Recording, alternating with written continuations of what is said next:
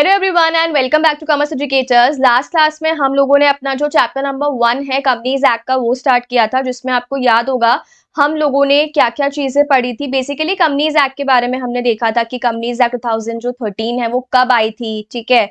इसके अलावा हमने क्या देखा था कि जो कंपनीज एक्ट है उसमें कितने सेक्शंस होते हैं, कितने शेड्यूल्स होते हैं, कितने चैप्टर्स होते हैं। सेक्शन 1 हमने देखा कि शॉर्ट टाइटल क्या है, एक्सटेंट क्या है, कमेंसमेंट क्या है, एप्लीकेशन क्या है, ये सब चीजें हमने देखी थी, ठीक है। सो ये सब बेसिक ऑफ कंपनीज एक्ट हमने लास्ट क्लास में कंप्लीट कर लिया था। आज की क्लास में हम लोगों को क्या देखना है, आज की क्लास में हमें ये बात करनी है कंपनी क्या होती है। देखो बेसिकली हमने ये तो पढ़ लिया कि कंपनीज एक्ट 2013 जो है वो किसके ऊपर एप्लीकेबल होती है, वो कंपनीज के ऊपर एप्लीकेबल होती है। तो हमें ये जानना भी तो बहुत इंपॉर्टेंट है ना कि भाई कंपनी क्या होती है, ठीक है। कल हमने बेसिक बात किया था कि कंपनी क्या होती है। सो कंपनी हमने बात की थी कि it is a form of business organisation, कि अगर किसी को बिजनेस करना है तो उसके अलग अलग तरीके हैं, जिसमें से एक जो ऑप्शन उसके पास में है वो कंपनी भी है। और हमने बस इतना सा डिस्कस किया था कि उसकी लिमिटेड लाइबिलिटी का जो बेनिफिट है वो मिल जाएगा उस पर्सन को जो भी कंपनी बना रहा है, ठीक है। आज हम डिटेल में वो सारी चीजें डिस्कस करने वाले हैं कि भाई एक्चुअली कंपनी होती क्या है, ठीक है। देखो अगर हम लोग डिस्कस करें तो जो कंपनी वर्ड है वो दो वर्ड से मिलकर बना हुआ है, ठीक है। पूरा जो कंपनी वर्ड है वो दो वर्ड से मिलकर बना हुआ है। देखो क्या बोला, the word company is derive from a Latin term. Company एक लैटिन जो वर्ड है ना उससे बना हुआ है। दो लैटिन वर्ड्स हैं बेसिकली, एक है कम और एक है पनीस, ठीक है। तो कंपनीज को उसने दो पार्ट में डिवाइड कर दिया, कम और पनीस। अब कम का मतलब क्या होता है, विद और टुगेदर, साथ में आना। और पनीस का मतलब क्या होता है, ब्रेड, ठीक है, जो खाने वाली ब्रेड होती है, मतलब मील्स। देखो ऐसा क्यों है, इसका क्या मतलब है। मैम हम तो बिजनेस पढ़ रहे हैं, आप कहाँ ब्रेड पे खाने की बातों पे आ गए। देखो एक्चुअली क्या होता था, अच्छा नॉर्मली आप कंपनी से क्या समझते हो कि मेरी अच्छी कंपनी है। नॉर्मली हम बोलते हैं ना कि अपने अच्छे दोस्त होते हैं, ठीक है। तो गुड कंपनी, बैड कंपनी, ये सब चीजें हम बोलते हैं। तो हम किसके लिए बोलते हैं, वो ग्रुप ऑफ पीपल, कि अपने साथ में जो ग्रुप है वो ग्रुप कैसा है, वो कंपनी। तो पहले के जमाने में जो लोग होते थे वो क्या करते थे, एक साथ ग्रुप बनाकर अपना मील खाना वगैरह खाते थे, एक साथ ग्रुप बना के, ठीक है। जो राजा महाराजों के जमाने की बातें हो रही है ये, कि वो सब लोग एक साथ बैठ के अपने मील्स एंजॉय करते थे।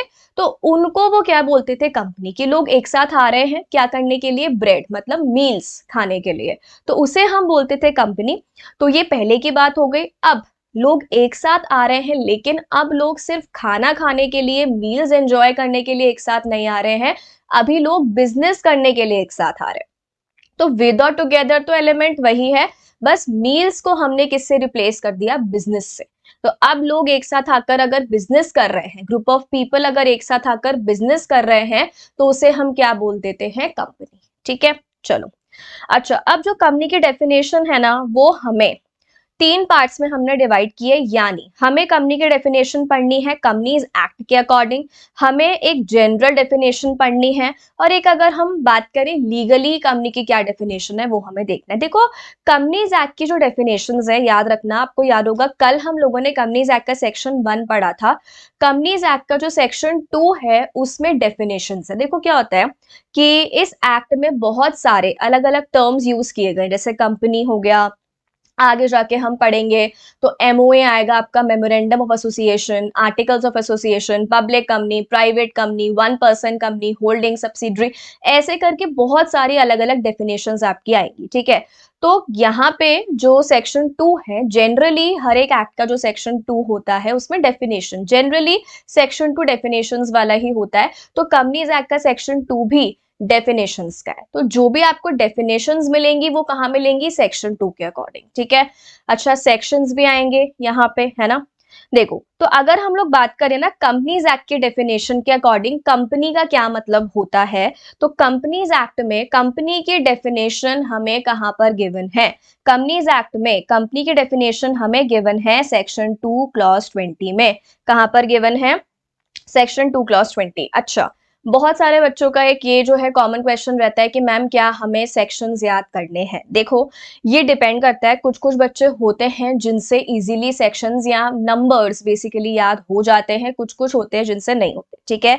मैं पर्सनली बताऊं तो जब मैंने एग्जाम दिया था मैंने बहुत ही लिमिटेड सेक्शंस याद किए थे और उन्हीं को एग्जाम में लिखा था और मेरे मार्क्स आए हैं, इवन रैंक भी आई है, ठीक है। तो ऐसा कुछ नहीं होता है कि अगर आप सेक्शन नहीं लिख के आओगे तो आपके मार्क्स कट जाएंगे, आप फेल हो जाओगे, ऐसा बिल्कुल भी नहीं होता है, ठीक है। सो क्या हमें याद ही नहीं करने? मैम देखो, मैं आपको कुछ कुछ इंपॉर्टेंट सेक्शंस जो है वो मार्क करवाऊंगी, मैं स्टार मार्क करवा दूंगी कि यार ये वाले जो सेक्शंस है ना, वो 10 12 15 सेक्शंस ऐसे होंगे जो मैं आपको कहूंगी कि यार प्लीज ये वाले सेक्शन याद कर लो और इसको लिखाना क्योंकि इंपॉर्टेंट है, ठीक है। उसके अलावा बाकी सारे सेक्शंस हम पढ़ रहे हैं, आपके ऊपर डिपेंड करता है। अगर आपको लगता है हमसे याद हो जाता है, वेल एंड गुड, आप याद कर लो, लिख लो, ठीक है। अगर आपको लगता है हमारे बस की नहीं है, हम भूल जाते हैं, हम कितना ही एफर्ट लगा ले बट स्टिल हम भूल जाते हैं एग्जाम में जाके, मत लगाओ एफर्ट। एफर्ट लगाने के लिए आपके पास में और 20 चीजें हैं। बेटर है कंसेप्ट याद कर लो, बेटर है आप कीवर्ड्स याद कर लो, ठीक है। सेक्शंस पर टाइम वेस्ट मत करो, जो सेक्शंस मैं बोलूंगी यार इसको याद कर लेना, वो ट्राई करो कि उतना उतना याद कर लो, ठीक है। चलो, सो कंपनीज एक्ट का जो कंपनीज एक्ट में जो कंपनी की डेफिनेशन है वो आपको कहां पर गिवन है? सेक्शन 2 क्लॉज 20, इसको स्टार लगा दो, ये याद कर लेना। देखो बिकॉज ये तो बेसिक है ना कि यार कंपनी की डेफिनेशन, तो ये तो मैं पता होना ही चाहिए कि सेक्शन 2 क्लॉज 20, सेक्शन 2 और जो ब्रैकेट में लिखा हुआ है उसे हम बोलते हैं यहाँ पे क्लॉज, ठीक है। डेफिनेशंस में सेक्शन 2 क्लॉज 20। चलो अब देखो बेसिकली क्या बोला, कंपनीज एक्ट की डेफिनेशन देखना, इतनी सुंदर डेफिनेशन होती है कि आपको इसको पढ़ के पूरा कंपनीज एक्ट समझ में आ जाएगा। देखो क्या बोला इसने, कंपनी की definition, company means a company. Company क्या होती है भाई? कंपनी कंपनी होती है, भाड़ में जाओ, मुझे समझाना ही नहीं है। मतलब कंपनीज एक्ट तो ऐसा एहसान करता है आपके ऊपर, मैं तो नहीं समझाऊंगा। मैं तो क्या बोलूंगा, कंपनी का मतलब कंपनी है जो कि इनकॉर्पोरेट हुई है दिस एक्ट, मतलब कंपनीज एक्ट 2013 में, या फिर वो इनकॉर्पोरेट हुई है under any previous company law, जो हमने कल बात की थी 56 वाली, 1913 वाली, उससे पहले वाली, है ना। कंपनी मतलब कंपनी, या तो इस एक्ट वाली कंपनी या फिर इससे पहले प्रीवियस कंपनी लॉ वाली कंपनी, उसको हम कंपनी बोलेंगे। अब क्या सिर्फ इस डेफिनेशन को पढ़ के हमें ये समझ में आया कि कंपनी का मतलब क्या होता है? नहीं, हमें बस ये समझ में आया जो इस एक्ट में बनी हुई है, कंपनीज एक्ट में या पुराने वाले कंपनीज एक्ट में। इसीलिए हमें जनरल डेफिनेशन पढ़ना बहुत इंपॉर्टेंट है, यार पता तो चले कंपनी मीन्स अ कंपनी, तो कंपनी क्या है, ठीक है। तो जनरल डेफिनेशन की अगर हम लोग बात करें तो कंपनी क्या है? Association of persons, group of persons जो कि एक साथ आते हैं आपस में, क्यों? For a economic purpose. Economic purpose क्या है उनका? कैरिंग ऑन बिजनेस, बिजनेस करना, बिजनेस करना, इकोनॉमिक पर्पस, इस सब का क्या मतलब है? Profit earning. अगर कोई बिजनेस करने के लिए आ रहा है, इसका मतलब क्या है? उसको क्या करना है? उसको प्रॉफिट्स कमाने हैं। ये तो बेसिक्स हम पढ़ते हैं ना, क्लास 11th में आपका बीएसटी था, वहां पर आपने पढ़ा होगा व्हाट इज अ बिजनेस। तो इसका मतलब प्रॉफिट करने के लिए, प्रॉफिट कमाने के लिए हम एक ग्रुप बना के साथ में आके कुछ काम करेंगे जिससे हमें प्रॉफिट हो, जिससे हम बिजनेस को आगे बढ़ाएं, दैट इज अ कंपनी। ये हो गया जनरल डेफिनेशन। अब अगर हम बात करें लीगल सेंस में, लॉ के टर्म्स में, लॉ की लैंग्वेज में, तो कंपनी क्या है? अब ये कीवर्ड्स आ रहे हैं। Company is an artificial legal person, ये आपको याद करना है कीवर्ड। कंपनी क्या है? एक artificial legal person having personality distinct, मतलब सेपरेट फ्रॉम इट्स मेंबर्स। अब देखो कंपनी क्या है? कंपनी एक आर्टिफिशियल लीगल पर्सन है। What is a company? Artificial legal person जिसकी अपनी एक खुद की पर्सनालिटी है जो कि उसके मेंबर्स से अलग है, ठीक है। और ये एक फीचर है सेपरेट लीगल एंटिटी का। अब मैम ये इतनी सारी चीजें क्या हो गई, मैं कुछ भी समझ में नहीं आया, आप सुनना ध्यान से, ठीक है। अब देखो क्या होता है नॉर्मली, अगर आप सोचो, अगर हम बात करें कि भाई कंपनी कैसे बनती है, ठीक है। सबसे पहले मान लो कोई लोग, कोई पर्सन्स होंगे जिनके दिमाग में आइडिया आया होगा कि भाई हमें कंपनी बनानी है, ठीक है। चलो हम दो लोग ले लेते हैं, एक का नाम आप ले लो आलू और एक का नाम आप ले लो भालू, ठीक है। हम ये दो लोग हैं, आलू है और ये भालू है, ठीक है। इन दोनों के माइंड में आया कि चलो यार अभी है ना हम लोग क्या करते हैं, कंपनी बनाकर एक बिजनेस करते हैं, ठीक है, कंपनी बनाते हैं। अब इन्होंने सोचा कंपनी बनानी है, तो अब इन्होंने क्या किया, ये लोग गए और इन्होंने एक बहुत बड़ी सी बिल्डिंग परचेज कर ली। ये लोग गए और इन्होंने एक बहुत बड़ी सी बिल्डिंग परचेज कर ली और इस बिल्डिंग के ऊपर, इस बिल्डिंग के ऊपर इन्होंने क्या लिख दिया? A B limited. A B limited, A से आलू बी से भालू, तो उन्होंने लिख दिया ए बी लिमिटेड। और ये इस बिल्डिंग को क्या बोल रहे हैं कि भाई हमारी कंपनी बन गई। अब तुम लोग मुझे बताओ कि इन्होंने एक बिल्डिंग परचेज कर ली, उस बिल्डिंग के ऊपर इन्होंने एक बोर्ड लगा दिया AB लिमिटेड, तो क्या ये कंपनी हो गई क्या? नो, ये जस्ट एक बिल्डिंग है, ये कंपनी नहीं है। तो कंपनी कैसे बनेगी मैम? कंपनी बनने के लिए आपको इसको रजिस्टर करवाना पड़ेगा। बेसिकली कंपनी इनकॉर्पोरेट होती है। कंपनी जो खुद है ना, कंपनी खुद, अच्छा ये एक पर्सन है, आलू एक पर्सन है, भालू एक पर्सन है, सिमिलरली वैसे ही कंपनी भी एक पर्सन है। कंपनी भी एक पर्सन है। आप बोलोगे मैम कैसी बातें कर रहे हो, क्या हो गया? आलू और भालू तो हमें दिख रहे हैं यार कि ये लोग हैं, कंपनी आदमी है क्या? कंपनी तो बिल्डिंग है, कंपनी बिल्डिंग नहीं है, ठीक है। कंपनी पर्सन है, बस डिफरेंस ये है आलू और भालू नेचुरल पर्सन है, ठीक है। इनको भगवान ने बनाया है, कैसे आए हैं? बाय बर्थ आए हैं, है ना। तो ये नेचुरल पर्सन है, लेकिन जो अपनी कंपनी है वो आर्टिफिशियल पर्सन है। कंपनी पर्सन तो है, लेकिन कंपनी कौन सी पर्सन है? कंपनी आर्टिफिशियल पर्सन है। दैट मीन्स उसको भगवान ने नहीं बनाया, बाय बर्थ वो नहीं आई है। वो कैसे आई है? लॉ ने बनाया। कंपनी को कौन बनाता है? लॉ, ठीक है। तो जैसे हम बोलते हैं ना कि इनका तो बर्थ हुआ है, इनका क्या हुआ है? बर्थ। वैसे ही कंपनी का बर्थ ऐसे नहीं बोलेंगे हम, क्या बोलेंगे? कंपनी इनकॉर्पोरेट हुई है। हम लोग क्या बोलेंगे? कंपनी इनकॉर्पोरेट हुई है। अब कंपनी इनकॉर्पोरेट कैसे हुई है? क्या इन्होंने बस सोच लिया क्या लॉ हमारी कंपनी बना दो प्लीज प्लीज, बन गई कंपनी? ऐसे थोड़ी होता है। ये लोग क्या करेंगे? ये लोग जो हैं आलू और भालू, अगर इनको अपनी कंपनी बनानी है तो ऐसे बिल्डिंग खरीद के कंपनी नहीं बनेगी। तो फिर मैम कैसे बनेगी? इन लोगों को क्या करना होगा? इन लोगों को एप्लीकेशन फाइल करनी होगी। इन लोगों को एप्लीकेशन फाइल करनी होगी फॉर इनकॉर्पोरेशन। किसके पास में एप्लीकेशन फाइल करनी पड़ेगी? ROC, जो मैंने आपको कल बताया था, registrar of company. Basically government के पास एप्लीकेशन लगेगी। गवर्नमेंट कौन सी है? CG मतलब मोदी जी। क्या कैसी बातें कर रहे हो? कल ही तो बात की है हमने, MCA, ठीक है। सारा का सारा काम होता है MCA पे। अच्छा फिजिकली होता है क्या मैम? हमें लाइन में लगना पड़ेगा क्या धूप में जाके? नहीं, सब कुछ ऑनलाइन होगा। MCA की वेबसाइट है, आप mca.gov.in जाके सर्च करना गूगल पे, आपको दिख जाएगा, ठीक है। सो MCA की वेबसाइट पे जाके आपको क्या करना होगा? फॉर्म भरना होगा। मैम कौन सा फॉर्म है, कैसे भरा जाता है? इसके लिए चैप्टर 3 पे आना। अभी हम डिटेल में नहीं जा रहे हैं, अभी हम बेसिक बात कर रहे हैं कैसे होता है ये पूरा प्रोसेस। उसके लिए हम चैप्टर 3 में पढ़ेंगे formation of company, incorporation of company, ठीक है। अभी के लिए बस आप क्या याद रखो कि हमें एप्लीकेशन लगाना है, ठीक है, MCA की वेबसाइट पे जाके। और उस एप्लीकेशन के साथ कुछ कुछ डॉक्यूमेंट लगाएंगे हम रिलेटेड टू कंपनी, ठीक है, related to members of the company. ये दोनों अपने कुछ डॉक्यूमेंट लगाएंगे कंपनी के रिगार्डिंग, कंपनी का भाई ऑफिस कहाँ पे होगा, वो सारी चीजें वो लगाएंगे। देन ROC इन सब डॉक्यूमेंट्स को क्या करेगा? वेरीफाई करेगा, और वेरीफाई करने के बाद में अप्रूवल दे देगा कि आपकी कंपनी बन गई। कैसे? आपकी कंपनी इनकॉर्पोरेट हो गई, उसके प्रूफ के लिए वो आपको एक सर्टिफिकेट देगा।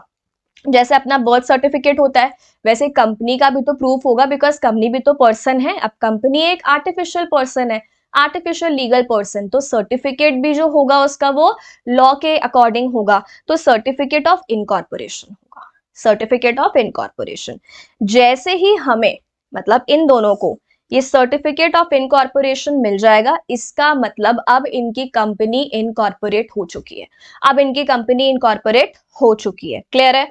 ठीक है। तो बिल्डिंग खरीद के कंपनी नहीं बन जाती, इस प्रोसेस को फॉलो करके कंपनी बनती है। अब ध्यान से सुनो, अब जो इनकी कंपनी बन गई, मान लो इन्होंने अपनी कंपनी को जो नाम दिया था वो क्या नाम दिया था? AB limited. इन्होंने अपनी कंपनी को क्या नाम दिया था? AB limited.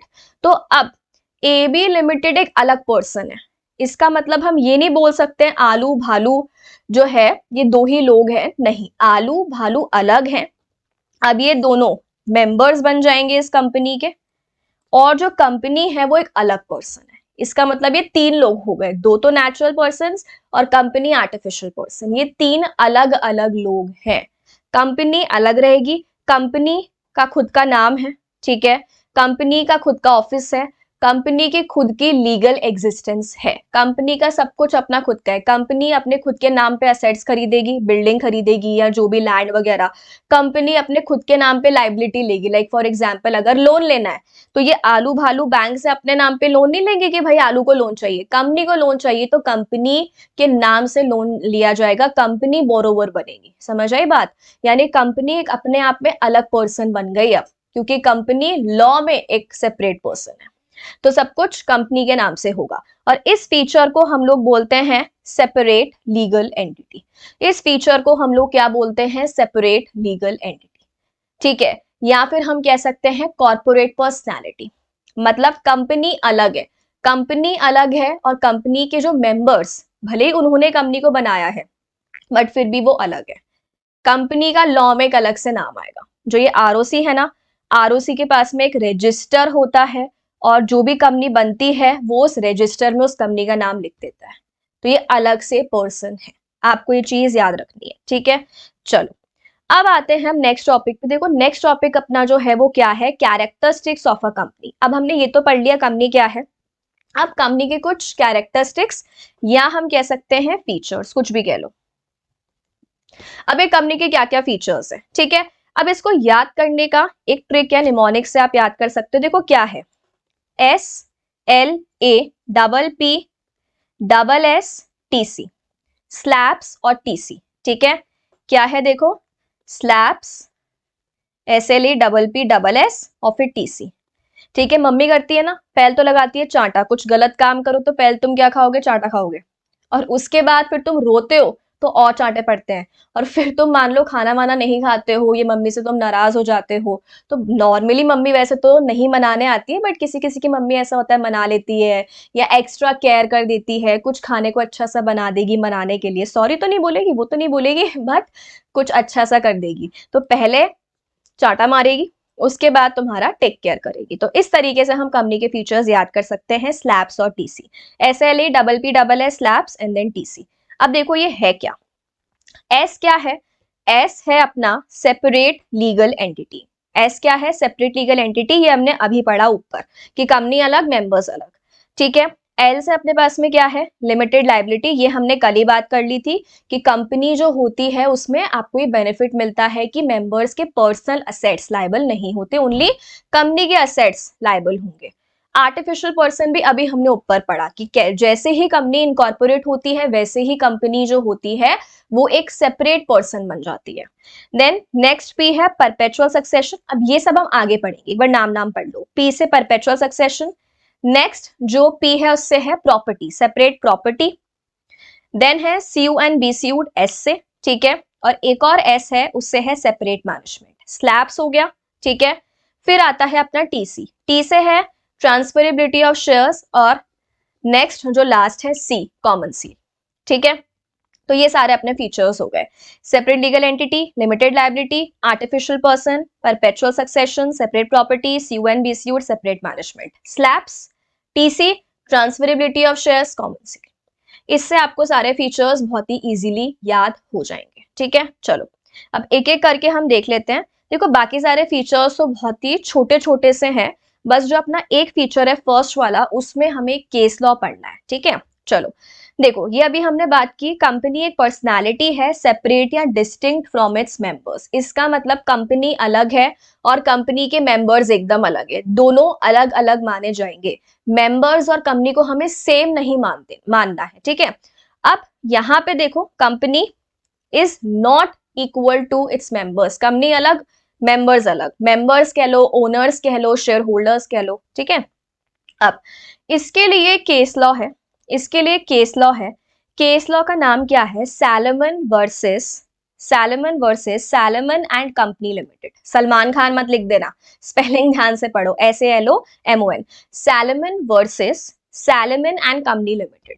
इसका मतलब जो ये केस लॉ है, ये केस लॉ कौन से फीचर के ऊपर बेस्ड है? Separate legal entity. यानी इस केस लॉ से हमें ये समझ में आएगा कि भाई जो ओनर है वो अलग माना जाएगा और जो कंपनी है वो अलग मानी जाएगी। ठीक है, अब आपका जो स्टडी मैट है उसमें इस वाले केस लॉ का सिर्फ नाम दे दिया है, एक्सप्लेन नहीं किया है। ठीक है, लेकिन आपको पता होना चाहिए वरना आपको समझ ही नहीं आएगा कि यार क्या मतलब है इसका। तो अब हम इसको समझते, एक स्टोरी है। केस लॉ का मतलब क्या होता है कि ये एक्चुअल एक रियल केस है जो कि कोर्ट में गया था और कोर्ट ने क्या डिसीजन दिया, उसे हम बोलते हैं केस लॉ। ठीक है, चलो अब सुनना ध्यान से। ये सैलमन है, ठीक है, एक पर्सन था, एक है ना, जिसका नाम था सैलमन। ये जो पर्सन था ये सोल प्रोप्राइटरशिप बिजनेस करता था अकेला। ठीक है, सिंगल ओनर हम समझते हैं। तो ये क्या काम करता था, ये था एक बूट मैन्युफैक्चरर। ठीक है, लेदर मर्चेंट, बूट मैन्युफैक्चरिंग, ये सारे वो काम करता था सोल प्रोप्राइटरशिप में। ठीक है, आगे जाके इसको लगा कि यार अभी मुझे एक्सपैंड करना है, तो इसने एक कंपनी बना ली। इसने क्या करा, एक कंपनी बना ली और उस कंपनी का नाम इसने क्या रखा, उस कंपनी का नाम इसने रखा सैलमन एंड कंपनी लिमिटेड। क्या नाम रखा, सैलमन एंड कंपनी लिमिटेड। ठीक है भाई, चलो अब इसने कंपनी बनाई ना, तो ये कंपनी में खुद ही खुद थे, मतलब जो कंपनी के शेयर होल्डर्स थे, मतलब जो कंपनी के ओनर्स थे, उसमें कौन कौन था, सैलमन खुद था। ठीक है, उसकी वाइफ थी और उसके बच्चे थे। ठीक है, ये सब खुद ही आपस में, मतलब इन्होंने किसी पब्लिक के पर्सन को ऐड नहीं किया, इन्होंने खुद की ही कंपनी बनाई थी जिसमें ये खुद ही लोग थे। समझ आई बात, और ये खुद ही ओनर है अभी तक। अच्छा, अब इसने क्या सोचा कि यार जो मेरा ये सोल प्रोप्राइटरशिप वाला बिजनेस है, ये सोल प्रोप्राइटरशिप वाला जो बिजनेस है, मैं इसको बेच देता हूं, किसको, कंपनी को। ठीक है, अच्छा, तो इसका जो खुद का बिजनेस था, ऑब्वियस सी बात है उसमें कुछ असेट्स भी होंगे, कुछ लाइबिलिटीज भी होंगे, तो उसने अपने सोल प्रोप्राइटरशिप बिजनेस की वैल्यू निकाली। ठीक है, और उसने किसको बेच दिया, उसने कंपनी को बेच दिया। ठीक है, इसका मतलब उसने अपना पूरा, अच्छा कंपनी अलग पर्सन है ना, अभी हमने बात की कंपनी अलग पर्सन है, तो उसने ये जो अपना पूरा बिजनेस था, मतलब बेसिकली जो भी एसेट्स वगैरह थे वो सोल प्रोप्राइटरशिप वाले वो बेच दिए कंपनी को। ठीक है, अब उसने कंपनी को बेचा है तो कंपनी उसको पैसा भी देगी। अब आप बोलोगे हम कैसी बातें कर रहे हो, खुद की तो कंपनी है, अलग अलग मानना है। तुम ये मानो ये दो आदमी है, खुद ओनर है उससे कोई फर्क नहीं पड़ रहा, दो लोग है, खुद अलग है और कंपनी अलग है। मैं अलग हूं, आप अलग हो। मान लो मैंने आपको कुछ बेचा, तो बदले में आप मुझे पेमेंट करोगे कि नहीं करोगे। वैसे ही सैलमन ने कंपनी को अपना बिजनेस बेचा है पुराना वाला, तो कंपनी उसको बदले में पैसा देगी कि नहीं देगी, बिल्कुल देगी। तो कंपनी ने उसको क्या दिया, कंपनी ने उसको पैसा दिया। अब सैलमन ने अपना बिजनेस कितने रुपए में सेल किया, इसने अपना बिजनेस सेल किया 38,782 में। कितने में सेल किया, अच्छा ये बाहर का केस लॉ है तो ये सारे वैल्यू जो होंगे वो पाउंड में होंगे, यूके पाउंड में होंगे। ठीक है, लेकिन अपन इजी समझने के लिए अपन इसको रुपीस बोल देते हैं। ठीक है, आप समझ जाना, लेकिन ये जो केस लॉ है ये इंडिया का केस लॉ नहीं है, बाहर का है, इसीलिए सारे वैल्यूज पाउंड में है। हम बोलने के लिए रुपीस बोल रही हूँ मैं, समझाने के लिए। ठीक है, चलो तो कितने में, 38,782, अप्रॉक्स 39,000 मान लो, है ना। उतने में इसने ये किसको बेच दिया, उतने में इसने बेच दिया कंपनी को। क्लियर है, ठीक है भाई। अब कंपनी इसको पैसा देगी, अब कंपनी उसको पैसा कैसे दे रही है, हमने कुछ बेचा कंपनी को तो कंपनी हमें पैसा देगी। कैसे पैसा दे रही है, देखो कंपनी क्या बोल रही है, सुन भाई, मैं तुम्हें जो ये पैसा दूंगी अप्रॉक्स 39,000 का, कैसे दूंगी, कुछ शेयर्स ले लो मेरे, कुछ शेयर्स ले लो मेरे, कुछ डिबेंचर ले लो मेरे, और बचे कुचे पैसे कैश रख लो। ठीक है, तो कुछ रुपए के तो क्या दे दिए, शेयर्स दे दिए, कुछ रुपए के क्या दे दिए, डिबेंचर दे दिए, और कुछ कैश दे दिया। ठीक है, अब देखो 20,000 के शेयर्स दे दिए अपने।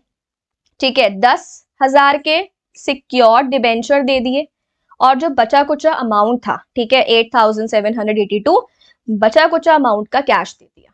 मतलब पूरे रुपए इस तरीके से दे दिए, कुछ शेयर ले लो मेरे, कुछ मेरे डिबेंचर्स ले लो, और कुछ कैश रख लेना। आई होप आपको पता होगा शेयर्स क्या होते हैं, डिबेंचर। अगर हम किसी कंपनी के शेयर ले रहे हैं, इसका मतलब क्या है कि हम उस कंपनी के ओनर बन रहे हैं, है ना। तो हमने कंपनी के अंदर पैसा लगाया होता है, तभी तो हमें कंपनी के शेयर्स मिलते हैं। तो अब इसने इतने रुपए में बेचा, तो बदले में उस कंपनी ने उसको इतने रुपए के शेयर्स दे दिए, इतने रुपए की डिबेंचर दे दिए, बचा कुछ अमाउंट कैश में दे दिया। ठीक है भाई, अब यहाँ पे इंपॉर्टेंट बात क्या है, ध्यान से सुनना। कंपनी ने उसको नॉर्मल डिबेंचर्स नहीं दिए, कंपनी ने उसको कौन से डिबेंचर्स दिए हैं, सिक्योर्ड डिबेंचर्स। अब आपने बचपन में ये पढ़ा होगा, अलग अलग टाइप के डिबेंचर्स होते हैं। अच्छा, ये तो आपको पता है कि शेयर खरीदते हैं तो हम ओनर बनते हैं, और अगर हम डिबेंचर खरीदते हैं तो हम क्या बनते हैं, क्रेडिटर। है ना, मतलब हमने एक तरीके से कंपनी को लोन दिया होता है। अगर हम कंपनी के डिबेंचर खरीदते हैं तो हमने कंपनी को लोन दिया होता है, ये तो पता है आपको। तो उसने कंपनी के क्या खरीदे, डिबेंचर, मतलब कंपनी ने उसको अपने डिबेंचर दिए, तो अभी सैलमन कंपनी का क्या बन गया, क्रेडिटर। मतलब एक तरीके से हम ये मान सकते हैं कि उसने कंपनी को उधार दे रखा है, ये तो होता है डिबेंचर।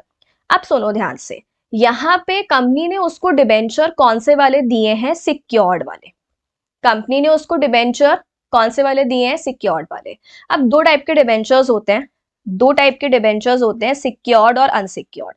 सिक्योर्ड डिबेंचर का मतलब क्या होता है, सिक्योर्ड डिबेंचर का मतलब होता है ऐसे डिबेंचर जिसके बदले में हम कंपनी के असेट्स के ऊपर सिक्योरिटी क्रिएट कर देते हैं। ठीक है, इसका मतलब अगर कंपनी आपका पैसा आपको नहीं चुका पाई तो कंपनी ने सिक्योरिटी क्रिएट कर दी। इसका मतलब कि कंपनी ने किसी असेट के ऊपर सिक्योरिटी क्रिएट कर दी कि अगर कंपनी आपका वो पैसा नहीं चुका पा रही तो आप कंपनी का जो असेट जिसके ऊपर कंपनी ने सिक्योरिटी क्रिएट की है, आप वो असेट बेच दोगे। ठीक है, और वो असेट को बेच के, जैसे नॉर्मली होता है ना, हम बैंक से लोन लेते हैं तो बैंक क्या बोलता है, हमारे पास में कुछ गिरवी रखो, सिक्योरिटी रखो। तो लोग गोल्ड सिक्योरिटी रखवा लेते हैं या घर को सिक्योरिटी रखवा लेते हैं, मॉर्गेज, है ना।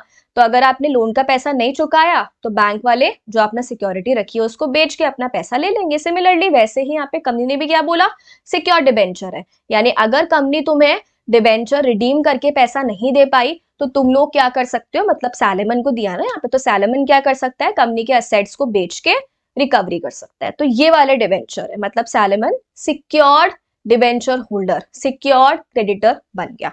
यहां तक की बात समझ में आई, ठीक है भाई। इसका मतलब अभी तक हम समरी निकालें तो जो सैलमन है वो कंपनी का ओनर भी है क्योंकि उसके पास शेयर्स है कंपनी के, और साइमल्टेनियसली वो कंपनी का सिक्योर्ड क्रेडिटर भी है। क्लियर है, ओके। अब चलते हैं आगे। अब देखो आगे क्या हुआ, अब इशू क्या आया, अभी तक तो हमने स्टोरी पढ़ी कि क्या क्या हो रहा है। अब इशू ये आया कि आगे जाके कंपनी बंद हो गई, लॉस वॉस हो गए कंपनी के, तो कंपनी बंद हो गई तो उसे हम कहते हैं लिक्विडेशन में कंपनी चली गई। ठीक है, ये एक लीगल टर्म है लिक्विडेशन। तो कंपनी बंद हो गई है ना, अब कंपनी बंद हो गई तो अब ऑब्वियस सी बात है, जब भी आपने सुना होगा कंपनी बंद हो रही है, लिक्विडेशन हो रहा है, वाइंडिंग अप वगैरह हो रहा है, तो उस केस में क्या किया जाता है, उस केस में जितने भी असेट्स होते हैं उसको सेल किया जाता है, और असेट्स को सेल करके जो पैसा आता है उससे लाइबिलिटीज को पे किया जाता है, यही होता है। ठीक है, अब बहुत ही ध्यान से एक चीज सुनो, जब भी देखो ऑब्वियस सी बात है कि कंपनी का लॉस वॉस हुआ तो कंपनी के पास में जो असेट्स थे वो कम थे, ठीक है, और कंपनी की लाइबिलिटीज ज्यादा थी। मान लो एग्जाम्पल ले रहे हैं हम लोग, एक्चुअल फिगर्स पे हम नहीं जा रहे, मान लो जो असेट्स है वो असेट्स थे लेट्स से 60,000 के, और जो लाइबिलिटीज हैं वो मान लो कितनी है, 90,000 की। पैसा कम है लेकिन डेट ज्यादा है, तो सबको तो नहीं मिल पाएगा, ऑब्वियस सी बात है किसी को कम मिलेगा। तो क्या होता है, एक सीक्वेंस दिया हुआ है लॉ में, लॉ में एक आपको लिस्ट गिवन है कि भाई कम पैसा है ना, तो अब सब लोग तो आके लड़ाई करेंगे, पहले मुझे पहले मुझे, तो लॉ ने बोला हम बता रहे हैं, फर्स्ट नंबर पे इसको दो, सेकंड पे इसको दो, थर्ड पे इसको दो। अब मैम ये लिस्ट क्या है, अभी पढ़ने की जरूरत नहीं है, हम कहाँ पढ़ेंगे, फाइनल में पढ़ेंगे। ठीक है, अभी के लिए आपको बस ये जानने की जरूरत है, इस लिस्ट में सिक्योर्ड क्रेडिटर पहले आते हैं और अनसिक्योर्ड क्रेडिटर बाद में आते हैं। ठीक है, सिक्योर्ड वालों ऑब्वियस सी बात है ना, हमने उनको सिक्योरिटी दी है कि हम तुम्हें पैसा देंगे, तो वो पहले आएंगे, उनको पेमेंट पहले होगा, और अनसिक्योर्ड वालों को पेमेंट उनके बाद में होगा। अब मान लो कि जो सिक्योर्ड वाले हैं उनको ही पैसा दे दिया और सारा पैसा यही खत्म हो गया, तो अनसिक्योर्ड वालों को तो पैसा बचेगा ही नहीं। हाँ कोई बात नहीं, नहीं बचेगा। क्या अनसिक्योर्ड वाले घर पे जाके, ओनर के घर पे जाके पर्सनल असेट्स ले सकते हैं? नहीं। क्यों नहीं ले सकते हैं? बिकॉज लाइबिलिटी लिमिटेड है ना, बढ़ाना हमने, तो बेनिफिट है ओनर को। अब जो भी है वो है, जिसका लॉस हो रहा है वो हो रहा है। तो अब इस केस में भी ऐसा हुआ, पहले पैसा किसको मिलेगा, सिक्योर्ड वाले को। सिक्योर्ड वाला कौन है, सैलमन खुद। ठीक है, तो अनसिक्योर्ड वालों का हुआ दिमाग का दही कि पागल है क्या हम लोग, जो सिक्योर्ड वाला बंदा है वो तो ओनर है, ठीक है, होगा वो सिक्योर्ड डिबेंचर होल्डर, हमें क्या लेने देना है, भाड़ में जाए वो, हमसे क्या मतलब है तो वो ओनर ही। तो अगर पैसे की कमी है तो पहले पैसा किसको मिलना चाहिए, हमको। ओनर ही लॉस झेलेगा, हम क्यों लॉस झेले, नॉर्मली तो हमने यही सुना है जो ओनर है वही लॉस झेलता है। हम तो बाहर वाले हैं, हमें पहले पैसा दो। तो अनसिक्योर्ड वाले ये बोल रहे हैं, अनसिक्योर्ड क्रेडिटर्स रेज्ड इश्यूज कि कंपनी एजेंट है सैलमन की, मतलब सैलमन की तो कंपनी है, उसके लिए तो काम कर रही है, हमें क्या मतलब है कि जो है पहले उसको मिलना चाहिए या लॉ में क्या लिखा हुआ है। ये दोनों सेम है, सैलमन और कंपनी सेम है, ऐसा किसने बोला? अनसिक्योर्ड वालों ने। और उन्होंने फिर क्या बोला? कंपनी की लायबिलिटी मतलब ओनर की लायबिलिटी, लॉस है तो ओनर झेलेगा, बाहर वाले हम लोग क्यों झेलेंगे। तो वो क्या बोल रहे हैं कि अनसिक्योर्ड वालों को पहले पैसा दो, और जो सैलमन है डिबेंचर वाला उसको बाद में देना, बचा तो नहीं बचा तो वो भाड़ में जाए, हमें क्या मतलब है, ऐसा बोल रहे हैं। अब सैलमन को भी गुस्सा आया, सैलमन ने पढ़ी थी कंपनीज एक्ट, पहुंच गया कोर्ट में, ठीक है। तो कोर्ट में पहुंचने के बाद ये सब उसने बताया, और वो सब कुछ जो है डिसीजन मेकिंग कोर्ट ने क्या बताई, तो कोर्ट ने ये बोला कि देखो भाई, जो सैलमन है वो एकदम सही बोल रहा है। क्या सही बोल रहा है? कंपनीज एक्ट पढ़ के आओ बाकी सब भी। कंपनीज एक्ट में साफ साफ लिखा हुआ है, कंपनी लॉ ये बोलता है कि जो कंपनी है और जो उसके मेंबर्स है वो अलग अलग माने जाएंगे। तो इस केस में हम डेट्स, लाइबिलिटीज, ये सब कुछ किसकी देख रहे हैं? कंपनी की। तो क्या हमें कंपनी के पॉइंट ऑफ व्यू से सोचना है कि सैलमन के? कंपनी से, कंपनी के पॉइंट ऑफ व्यू से, ठीक है। तो कंपनी और शेयर होल्डर्स यानी कंपनी और ओनर अलग अलग माने जाएंगे। कंपनी एजेंट नहीं है सैलमन की, हम सिर्फ ये नहीं बोल सकते कि ओनर के लिए ही तो है ये वो, नहीं, अलग अलग लोग हैं दोनों। कंपनी की liability is not same as Salomon की लायबिलिटी। तो इसीलिए जो सैलमन है उसको अलग ही ट्रीटमेंट, ओनर है तो है। अभी हम किसकी पेमेंट कर रहे हैं? कंपनी की डेट्स की, और कंपनी अलग है। तो कंपनी के डेट्स के अकॉर्डिंग सैलमन कौन है? सिक्योर्ड क्रेडिटर यानी सिक्योर्ड डिबेंचर होल्डर, तो पहले आएगा। हम उसको एज ओनर थोड़ी पेमेंट कर रहे हैं, हम उसको as a shareholder payment कर रहे होते तब तो तुम लड़ने आते। हम तो उसको कैसे पेमेंट कर रहे हैं? हम तो उसको पेमेंट कर रहे हैं एज डिबेंचर होल्डर। अभी हमें कोई मतलब नहीं है कि वो ओनर है, ठीक है। तो हम कंपनी के पॉइंट ऑफ व्यू से देख रहे हैं। कंपनी के पॉइंट ऑफ व्यू से हमारे लिए सैलमन कौन है? Debenture holder. हमें सैलमन के बारे में सोचना ही नहीं है कि वो कोई भी होगा, ओनर होगा जो होगा। अभी हमारे लिए वो कौन है? Debenture holder. तो पहले सिक्योर्ड वाला है, तो पहले उसको पेमेंट होगा और फिर ही किसको पेमेंट होगा? अनसिक्योर्ड। तो अनसिक्योर्ड वालों की बात गलत थी, ठीक है। तो कोर्ट ने ये डिसीजन दिया, और ये एक स्टैब्लिश केस लॉ है जिससे ये वाला जो अपना फीचर है, कौन सा फीचर? सेपरेट लीगल एंटिटी वाला फीचर, ये इस्टेब्लिश होता है। तो जब भी आपसे क्वेश्चन आया और आपसे ये फीचर पूछा गया, आपको ये केस लॉ मेंशन करना है, ठीक है। Salmon versus salmon and company limited. Okay, चलो। सो ये तो हो गया अपना फर्स्ट फीचर। अब इसके बाद में बाकी सारे फीचर सिंपल सिंपल है। देखो, अपना जो नेक्स्ट फीचर है वो क्या फीचर है? That feature is limited liability, है ना। ये तो हम बात कर ही रहे हैं, कल से ही हम ये पढ़ रहे हैं, limited liability. Now what is limited liability? Limited liability का मतलब होता है कि जो ओनर है ना, जो मेंबर है, बेसिकली जो ओनर है उसकी लायबिलिटी लिमिटेड रहेगी। इसका मतलब जो भी कंपनी है, कंपनी के जितने, जैसे अभी हमने एग्जाम्पल लिया था, कंपनी के जो असेट्स हैं वो कितने, एग्जाम्पल के लिए कितने हैं, मान लो 60, और लाइबिलिटीज कितनी थी कंपनी की? 90, है ना।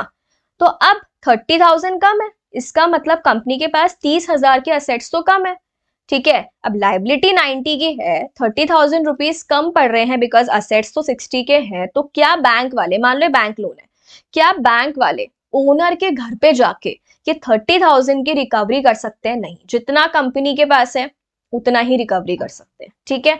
ये हमें चीज याद रखनी है, इसका मतलब होता है लिमिटेड लाइबिलिटी, ठीक है। अब देखो, दो टाइप की कंपनीज बन सकती हैं, ये तो जो मेन एडवांटेज है ही, तो लिमिटेड लाइबिलिटी वाली कंपनी बन सकती है। लेकिन किसी किसी को मान लो ऐसी कंपनी बनानी है जो अनलिमिटेड लाइबिलिटी वाली होनी चाहिए, तो वो भी आप बना सकते हो, कोई प्रॉब्लम नहीं है। अब बहुत बच्चों के माइंड में आ रहा होगा कि मैम बेवकूफ है क्या, जब इतनी बढ़िया बेनिफिट मिली हुई है, सो कोई भी पर्सन क्यों अनलिमिटेड लाइबिलिटी वाली कंपनी बनाएगा। देखो क्या होता है, जब नई नई कंपनी बनती है ना, तो बहुत सारे जैसे बैंक्स हैं या जो भी लोग हैं वो क्या करते हैं, हेजिटेट करते हैं लोन देने में, क्योंकि आपको पता है ये देखो कंपनी है, अगर हमने इनको लोन दिया तो लिमिटेड लाइबिलिटी है, मान लो आगे जाके कंपनी फ्लॉप हो गई, चली नहीं, लॉस हो गया, तो हमारा पैसा तो गया, बिकॉज हम ओनर के घर पे जाके तो रिकवरी नहीं कर पाएंगे ना। तो इसीलिए जो नई नई कंपनीज होती हैं जो चाहती हैं कि अभी लोग हम पे आके ट्रस्ट करें, वो कैसी बन जाती हैं? अनलिमिटेड वाली। आगे जाके आप चेंज कर लो, अपने आप को लिमिटेड बना लो, ठीक है। तो एक ये ऑप्शन भी ओपन रहता है, बट जनरली सारी कंपनीज जो है वो कौन सी बनती हैं, लिमिटेड वाली। बट आपके पास ऑप्शन है, आप वो भी बना सकते हो, अगर आपको चाहिए ट्रस्ट हमें गेन करना है लोगों का, तो आप कौन सी बना लो, अनलिमिटेड। अदरवाइज कौन सी बना लो, लिमिटेड। अच्छा, लिमिटेड वाले में भी दो टाइप की कंपनीज होती हैं।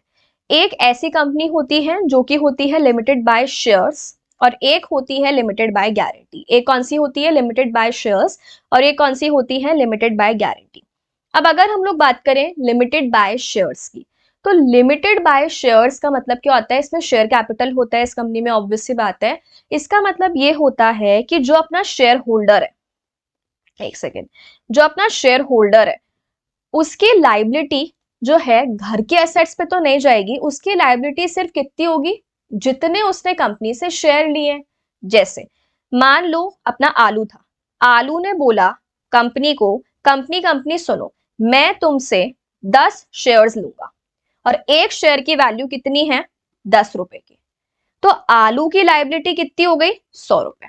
यानी अगर कंपनी मर रही है, लिक्विडेट हो रही है, कुछ भी हो रहा है, आलू से कंपनी सिर्फ कितने रुपए ले सकती है, 100 रुपए। मान लो कंपनी को 1000 चाहिए, बट क्या वो बोलेगी आलू को अपने घर से जाके लेके आओ, नहीं।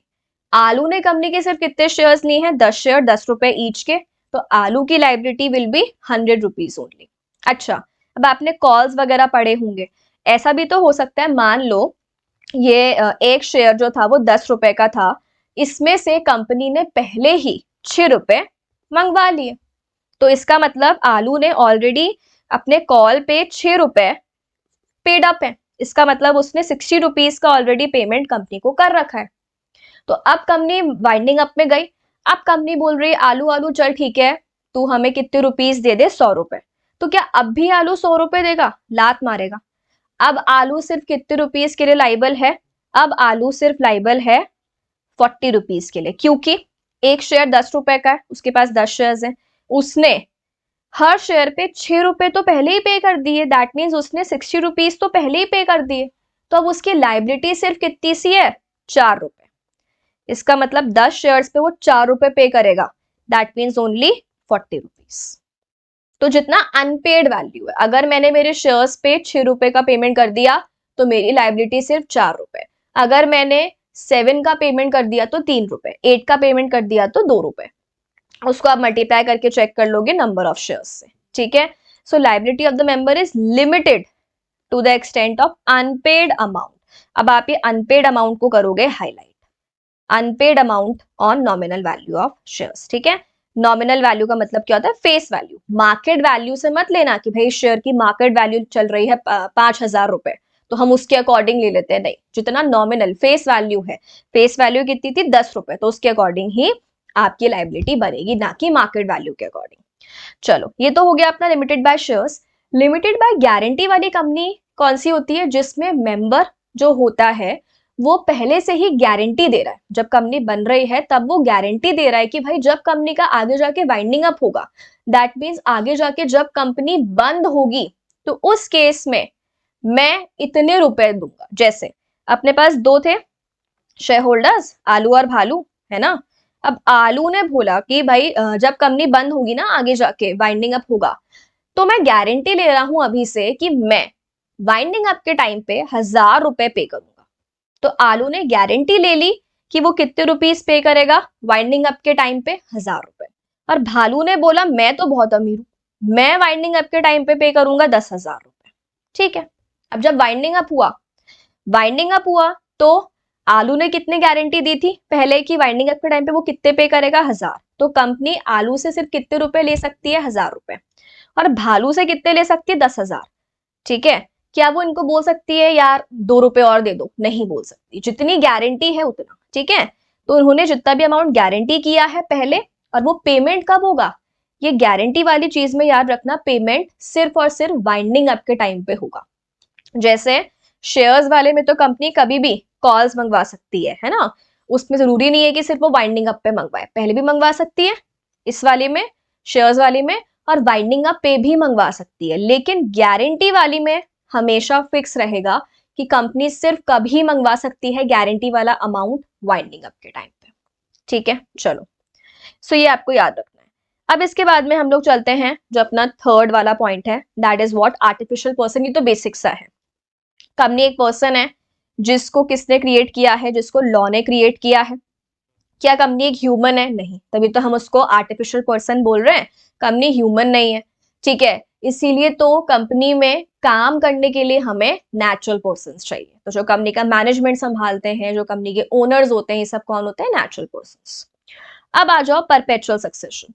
नेक्स्ट, परपेचुअल सक्सेशन का मतलब, परपेचुअल का मतलब क्या होता है? ऑनगोइंग, चलता ही जाएगा, चलता ही जाएगा। इसका मतलब क्या है? मेंबर्स आएंगे, मेंबर्स जाएंगे, ठीक है, उनसे हमें कोई फर्क नहीं पड़ता, कंपनी हमेशा चलती रहेगी। इसका मतलब देखो, एक बात बताओ, जैसे आपने सुना होगा, दो कुछ कुछ ऐसे आशिक प्रेमी टाइप के लोग होते हैं जो क्या बोलते हैं कि देख यार, मैं तुझसे इतना प्यार करता हूं कि अगर तू मर गई ना तो मैं भी मर जाऊंगा, जिस दिन तू मरेगी मैं उसी दिन 1 सेकंड के अंदर अंदर मर जाऊंगा। ऐसा होता है क्या? मान लो लड़की मर गई, ठीक है, अब क्या आपको लगता है कि सेम ही सेकंड में वो लड़का भी मर जाएगा? नहीं। तू गई तो कोई बात नहीं, दूसरी बैठी है, बोलने के लिए तो बोलूंगा ही, ठीक है, लेकिन एग्जाम्पल ही है ना, अदरवाइज मत लेना, जो भी है। लेकिन क्यों ऐसा क्यों हुआ? क्योंकि दो अलग अलग लोग हैं ना, दो अलग अलग लोग हैं। इसका मतलब क्या है? अगर एक पर्सन मर गया तो दूसरा थोड़ी मर जाएगा। बोलने के लिए आप बोल सकते हो, बट क्या एक्चुअल में ऐसा होता है? नहीं होता। तो यही सेम चीज यहाँ पे भी है। हमने पढ़ा ना कि यार मेंबर अलग है और कंपनी अलग है। तो मेंबर आया गया, पागल हो गया, मर गया, भाग गया, जो भी है, उसकी वजह से कंपनी के ऊपर कोई इंपैक्ट आएगा? नहीं। तो मेंबर्स आएंगे, मेंबर्स जाएंगे। कंपनी कैसे बनती है? लॉ से। तो कंपनी की डेथ भी कैसे होगी? लॉ से। कैसे मैम? Winding up.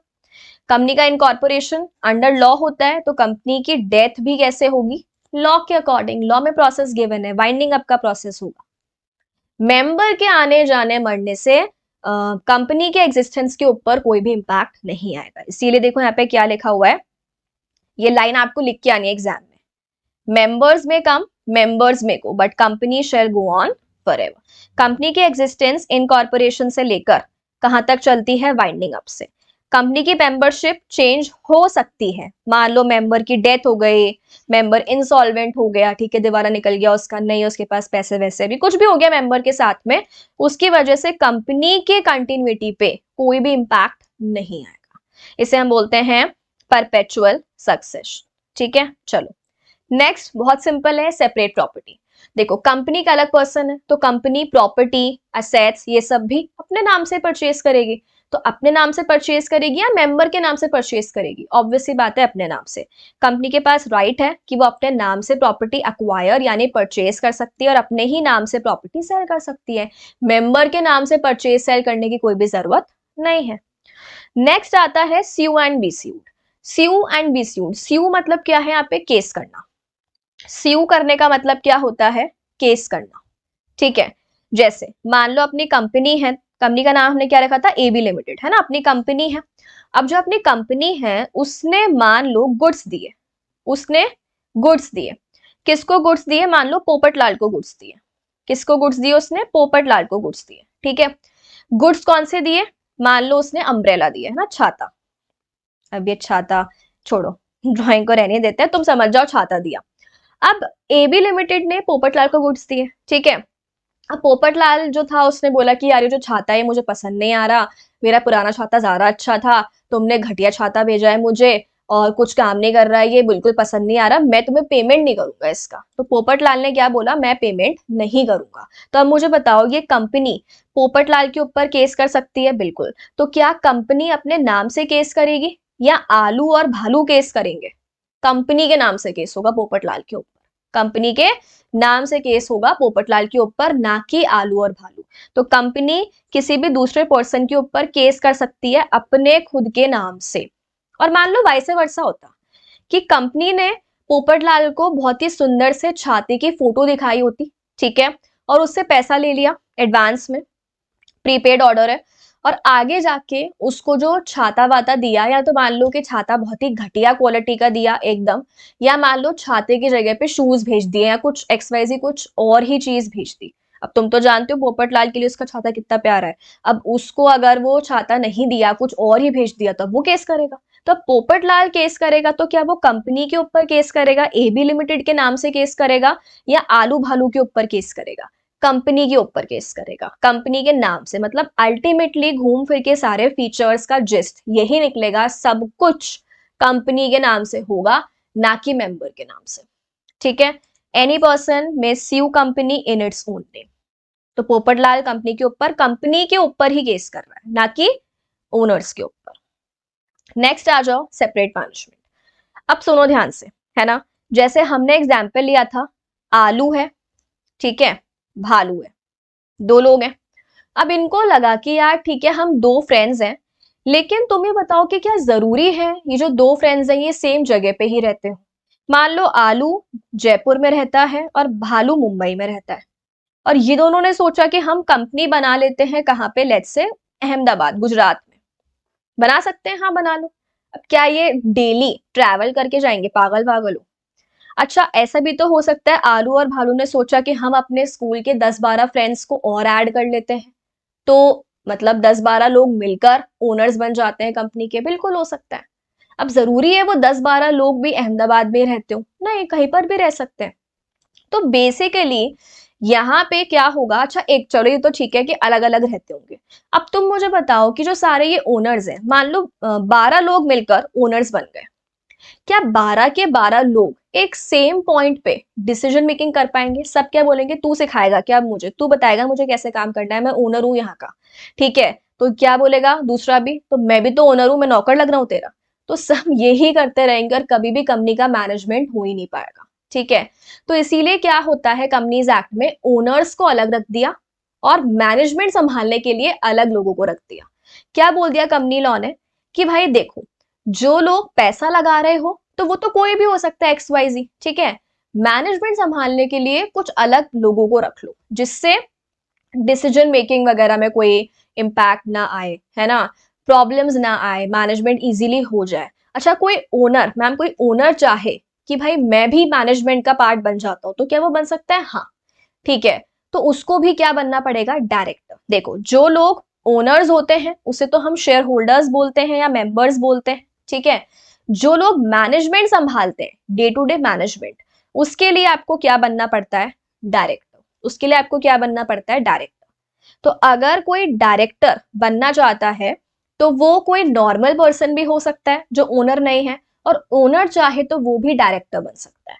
तो जो ओनर सिर्फ ओनर है वो सिर्फ पैसा लगाएगा, मैनेजमेंट में इन्वॉल्व नहीं होगा, बस वो मीटिंग्स में होती है साल में एक बार, आपने सुना होगा जनरल मीटिंग्स वगैरह होती है उसमें आते हैं। बट जो मैनेजमेंट में इन्वॉल्व है वो डायरेक्टर बन के मैनेजमेंट कर रहा है, ना कि ओनर बन के, ठीक है। इसका मतलब ओनर्स अलग है और डायरेक्टर्स मतलब मैनेजमेंट अलग है, ठीक है। और डायरेक्टर्स का अपना पूरा एक चैप्टर है कि डायरेक्टर्स कैसे काम करते हैं, वो सारी चीजें वो हम पढ़ेंगे आगे जाके। तो ओनरशिप और मैनेजमेंट सेम होती है या अलग अलग होती है? अलग अलग होती है। ओनर्स अपॉइंट कर सकते हैं बोर्ड ऑफ डायरेक्टर्स को, मतलब ग्रुप ऑफ डायरेक्टर्स को क्या बोला जाता है? Board of director, to manage companies affairs on shareholders behalf. चलो नेक्स्ट आ जाओ। नेक्स्ट अपना क्या है feature? Transferability of shares. Next feature क्या है? Transferability of shares. देखो क्या होता है शेयर्स का ट्रांसफर। जैसे फॉर एग्जाम्पल अभी हमने यहाँ पे, मान लो एक कंपनी है ना, एक कोई नई कंपनी बना लेते हैं अब हम लोग। मान लो एक कंपनी है जिसका नाम कुछ ऊट पटांग सा नाम, ऊट पटांग लिमिटेड ही रखेंगे। क्या नाम है इसका? ऊट पटांग कंपनी लिमिटेड, ठीक है। अब ये जो ऊट पटांग कंपनी लिमिटेड है, इसमें जो ओनर्स थे, मान लो वो ओनर्स कौन कौन थे? वो ओनर्स थे ए, बी और सी, ठीक है। अब जो ये ए नाम का ओनर है ना, ये ए नाम का ओनर जो है अभी बोर हो गया, या मान लो उसको कुछ और काम करना है, तो ये चाहता है कि भाई अब मैं इस कंपनी में कंटिन्यू नहीं करूंगा, ठीक है, मुझे कंपनी पसंद नहीं आ रही है, मुझे जाना है। इसके पास कंपनी के मान लो 10,000 शेयर्स है। इसके पास कंपनी के मान लो कितने शेयर्स है? 10,000 शेयर्स है। तो क्या ये ए अपने शेयर्स किसी और को ट्रांसफर कर सकता है कि भाई मुझे कंटिन्यू नहीं करना है, मेरा एक फ्रेंड है, वो उसको बेच देता हूँ अपने शेयर्स, ठीक है, और उससे पैसा ले लेता हूँ और अभी मेरी प्लेस पे वो मेंबर बन जाएगा? क्या हम ऐसा कर सकते हैं? देखो इसमें क्या होता है, दो टाइप ऑफ कंपनीज होती है जो हम पढ़ेंगे चैप्टर 2 में, कि अलग अलग टाइप की कंपनीज होती हैं। तो आपने वैसे नॉर्मली सुना होगा, एक होती है पब्लिक कंपनी, एक होती है प्राइवेट कंपनी। पब्लिक कंपनी एक ऐसी कंपनी होती है जहां पर पब्लिक का कोई भी पर्सन मेंबर बन सकता है। तो मान लो अगर ये ऊट पटांग पब्लिक कंपनी है तो ये ए किसी भी रोड पे चलते हुए आदमी को रोक के अपने शेयर्स बेच सकता है, या ऑनलाइन आपने सुना होगा शेयर मार्केट पे हम किसी भी रैंडम बंदे को अपने शेयर्स बेच देते हैं, है ना। तो ऐसी कंपनी जो पब्लिक कंपनी होती है वहां पे शेयर्स फ्रीली ट्रांसफरेबल है, यानी हम किसी को भी शेयर बेच सकते हैं। पर अगर कोई कंपनी प्राइवेट कंपनी है तो प्राइवेट कंपनी में ऐसे रोड पे रोक के आप किसी भी आदमी को ये नहीं बोल सकते यार मेरी कंपनी के शेयर ले ले। ट्रांसफर कर सकते हो, मना नहीं है, बट रेस्ट्रिक्शंस है। अब वो रेस्ट्रिक्शंस कहाँ पे लिखी हुई होती हैं? Articles of association. अब ये क्या होता है, इसके लिए थोड़ा सा पेशेंस, चैप्टर 2 में हम ये वाले टॉपिक को डिटेल में पढ़ेंगे। अभी के लिए आपको क्या याद रखना है, पब्लिक कंपनी में देखो शेयर्स का ट्रांसफर दोनों कंपनीज में पॉसिबल है। पब्लिक कंपनी में फ्रीली ट्रांसफरेबल है, किसी को भी आप शेयर्स दे सकते हो। प्राइवेट कंपनी में शेयर्स के ट्रांसफर के ऊपर रेस्ट्रिक्शन है। देखो दो वर्ड्स होते हैं, एक होता है रेस्ट्रिक्शन और एक होता है प्रोहिबिशन। प्रोहिबिशन का मतलब होता है मना कर दिया, कर नहीं सकते। यहाँ पे प्रोहिबिशन लिखा हुआ नहीं है, that means transfer is allowed but restriction मान लो, ठीक है। चलो, और लास्ट पॉइंट अपना क्या आता है, लास्ट पॉइंट अपना आता है कॉमन सील। क्या आता है last point? Common seal. Common seal कुछ भी नहीं है, कंपनी के ऑफिशियल सिग्नेचर्स। अच्छा, सब चीजें कंपनी के नाम से होंगी, कोई भी डॉक्यूमेंट बन रहा है, कोई भी कॉन्ट्रैक्ट बन रहा है, तो नॉर्मली अगर मान लो दो लोग हैं, उनके बीच में कॉन्ट्रैक्ट हुआ तो दोनों के साइन चाहिए ना। अब मान लो दो लोग में से एक बंदा इंडिविजुअल है और एक अपनी कंपनी है, तो कंपनी मान लो पी लिमिटेड, तो कंपनी जो है वो कॉन्ट्रैक्ट पे कैसे साइन करेगी? उसके हाथ पैर हैं क्या? नहीं है ना। तो कंपनी के लिए क्या होती है? कॉमन सील, ठीक है, जो कि उसके ऑफिशियल सिग्नेचर्स होते हैं। लेकिन इसको लगाएगा कौन? ऑब्वियसली बात है, कंपनी के अपने हाथ पैर तो है नहीं, वो तो आर्टिफिशियल पर्सन है। तो कॉमन सील लगाने का काम किसका है? कंपनी के ऑफिसर्स, एम्प्लॉयज वगैरह, डायरेक्टर्स वगैरह, इनका ही होता है, ठीक है। लेकिन मोस्ट इंपॉर्टेंट एक चीज है, कॉमन सील अब मैंडेटरी नहीं है, कॉमन सील ऑप्शनल है। कॉमन सील क्या है? ऑप्शनल है। देखो कंपनीज अमेंडमेंट एक्ट आया था, ठीक है, कंपनीज अमेंडमेंट एक्ट आया था 2015, ये 2015 है, ठीक है। कंपनीज अमेंडमेंट एक्ट आया था और उसके चलते क्या बोल दिया गया कि कॉमन सील जो है वो मैंडेटरी नहीं है। कंपनीज अमेंडमेंट एक्ट के चलते क्या बोल दिया गया कि भाई कॉमन सील जो है वो मैंडेटरी नहीं है, that means it is optional. अगर कोई कंपनी चाहती है तो वो कॉमन सील रख सकती है, ठीक है, अडॉप्ट कर सकती है। और अगर कोई कंपनी चाहती है कि नहीं नहीं हमें तो कॉमन सील नहीं चाहिए, तो कोई बात नहीं, ठीक है। तो देखो अगर आपके पास कॉमन सील आपको अडॉप्ट करनी है कंपनी में तो आप कर लो, और अगर कॉमन सील है तो जो भी कंपनी के बिहाफ पे साइन वाइन होंगे वहां पर आप कॉमन सील लगा देना। पर अगर कंपनी को लगता है कि नहीं यार हमें कॉमन सील की जरूरत नहीं है, हमें क्योंकि ऑप्शन है ना तो हमें नहीं चाहिए कॉमन सील, तो उस केस में क्या कोई साइन नहीं करेगा? ऑब्वियसली बात है, डॉक्यूमेंट है, कॉन्ट्रैक्ट है, तो साइन वाइन करने की तो हमें जरूरत पड़ने ही वाली है ना। तो उस केस में क्या बोला कि अगर कॉमन सील नहीं है तो फिर किससे साइन करवा लो? दो डायरेक्टर से साइन करवा लो, ठीक है। लेकिन अगर कंपनी में कंपनी सेक्रेटरी है, if the company has appointed a company secretary, तो फिर किससे साइन करवा लो? एक डायरेक्टर से और एक एंड है ना, एक डायरेक्टर से और एक कंपनी सेक्रेटरी से। इसका मतलब वापस सुन लो, अगर कंपनी में कॉमन सील है तब तो कॉमन सील लगा दो, पर अगर तुमने सेकेंड ऑप्शन सिलेक्ट करा कि नहीं नहीं हम तो फालतू में कॉमन सील नहीं रखना चाहते हैं, छोड़ो ना, क्या जरूरत है, तो अगर आपके पास कॉमन सील नहीं है तो कौन साइन करेगा? तो कौन साइन करेगा? दो डायरेक्टर्स। पर आपकी कंपनी में अगर सीएस है, आपकी कंपनी ने अगर सीएस अपॉइंट किया है, सीएस अपॉइंट कब करते हैं? लिमिट्स वगैरह होती है, ठीक है, तो वो अपने सिलेबस में अभी हमें नहीं पढ़ना है। तो अगर आपकी कंपनी में सीएस अपॉइंट हुआ है, ठीक है, सीएस है, तो उस केस में सीएस मतलब कंपनी सेक्रेटरी है ना, तो अगर आपकी कंपनी में कंपनी सेक्रेटरी है तो उस केस में एक डायरेक्टर और एक कंपनी सेक्रेटरी का साइन चाहिए। अगर नहीं है सीएस तो फिर दो डायरेक्टर से साइन करा लो, ठीक है। तो जहां पे कॉमन सील लगनी चाहिए, अगर कॉमन सील नहीं है तो इस तरीके से साइनिंग हो जाएगी। तो ये अपने सारे यहाँ पे क्या कंप्लीट हो गए? ये अपने सारे यहाँ पे फीचर्स कंप्लीट हो गए। किसके सारे फीचर्स कंप्लीट हो गए? अपने जो कंपनी के, है ना, एक प्रॉपर हमने सारे कैरेक्टरिस्टिक, सारे फीचर्स यहाँ पे कंप्लीट कर लिए, ठीक है। चलो, अब इसके बाद में हम लोग आते हैं अपने चैप्टर 1 के लास्ट टॉपिक पे। ठीक है, अब देखो लास्ट टॉपिक क्या है, लिफ्टिंग ऑफ कॉर्पोरेट वेल, या हम इसे एक और नाम से बोल सकते हैं पियर्सिंग थ्रू कॉर्पोरेट वेल। ठीक है, अब ये क्या कंसेप्ट आ गया ma'am, lifting of corporate veil. देखो सबसे पहले अगर हम लोग यहाँ पे बात करें तो कॉर्पोरेट वेल का जो अपना कंसेप्ट है वो क्या होता है। देखो अभी हमने जो सेपरेट लीगल एंटिटी वाला कंसेप्ट पढ़ा है ना, जो फीचर पढ़ा separate legal entity, separate legal entity वाले फीचर से हम लोग क्या समझते हैं कि जो अपनी कंपनी है और जो उसके ओनर्स हैं, मेंबर्स हैं, ये दोनों लोग अलग अलग माने जाएंगे। कंपनी अलग ट्रीट होगी और जो उसके ओनर्स, मेंबर्स, शेयर होल्डर्स कुछ भी कह लो, ये अलग ट्रीट होंगे। ऐसा ही होता है, ये सेपरेट लीगल एंटिटी का फीचर है।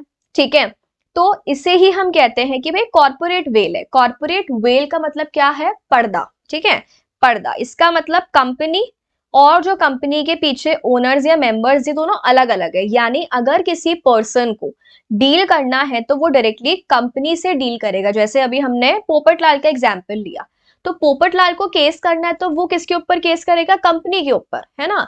किसी को मान लो जैसे हमें प्रॉपर्टी वगैरह परचेज करनी है तो वो कंपनी के नाम से होगी। इसका मतलब एक पर्दा है ना। कंपनी अलग है तो जिसको भी डील करना है वो कंपनी से डील करेगा, उसके ओनर्स और मेंबर्स पीछे रहेंगे, पर्दे के पीछे रहेंगे, वो सामने नहीं आएंगे। सब कुछ कंपनी के नाम से हो रहा है। इसे हम क्या बोलते हैं, सेपरेट लीगल एंटिटी या फिर कॉर्पोरेट वेल का कंसेप्ट। ठीक है, बट अभी हम क्या पढ़ रहे हैं, अभी हम पढ़ रहे हैं concept of lifting of corporate veil. हम क्या कंसेप्ट पढ़ रहे हैं, lifting of corporate veil. Lifting of corporate veil का मतलब है पर्दा उठाना है।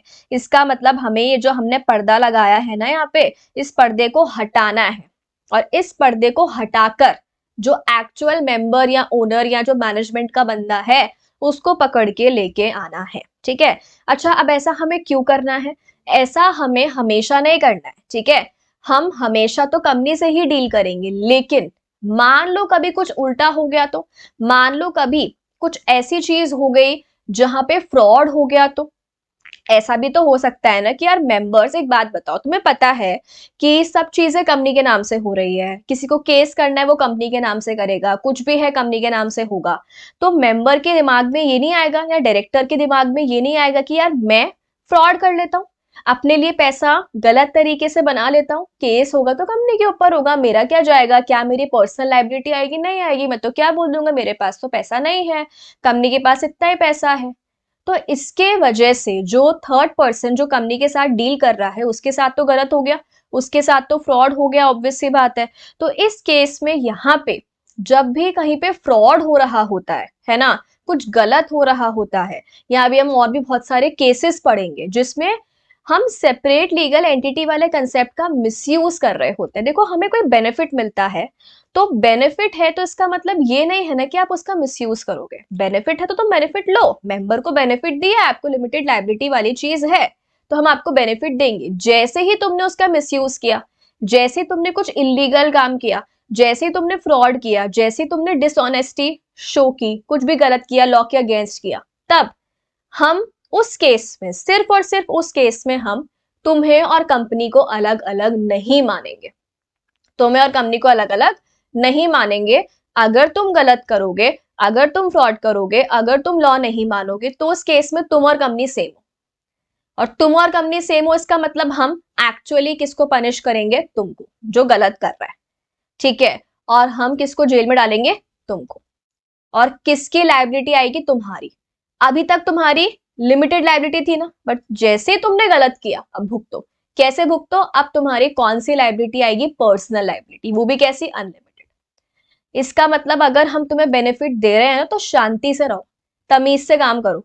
जिस दिन, जिस टाइम पे तुमने उसका मिसयूज करना स्टार्ट किया, फ्रॉड करना स्टार्ट किया, हम लिफ्टिंग ऑफ कॉर्पोरेट वेल कर लेंगे। हम तुम्हें और कंपनी को जो अभी तक अलग अलग मानते थे, अब हम अलग अलग नहीं मानेंगे, सेम मानेंगे। तो तुम ये नहीं बोल सकते कंपनी ने फ्रॉड किया है, भाई तुमने किया है, हम तो सेम मानेंगे। ठीक है, तो तब तुम बच नहीं पाओगे। इसका मतलब ये कंसेप्ट क्यों बनाया गया है कि कोई ये बोलकर फायदा ना उठा ले कि भाई कंपनी और मैं तो अलग अलग हैं, फ्रॉड किया तो कंपनी ने किया है, हम तो कंपनी के मेंबर हैं, हम क्या करें, कंपनी पे केस करो। ठीक है, हमारे पर्सनल लायबिलिटी नहीं आएगी। तो कंपनीज एक्ट हमने स्टार्टिंग में ही बात कर ली थी, कंपनीज एक्ट शेयर होल्डर्स के बेनिफिट के लिए है।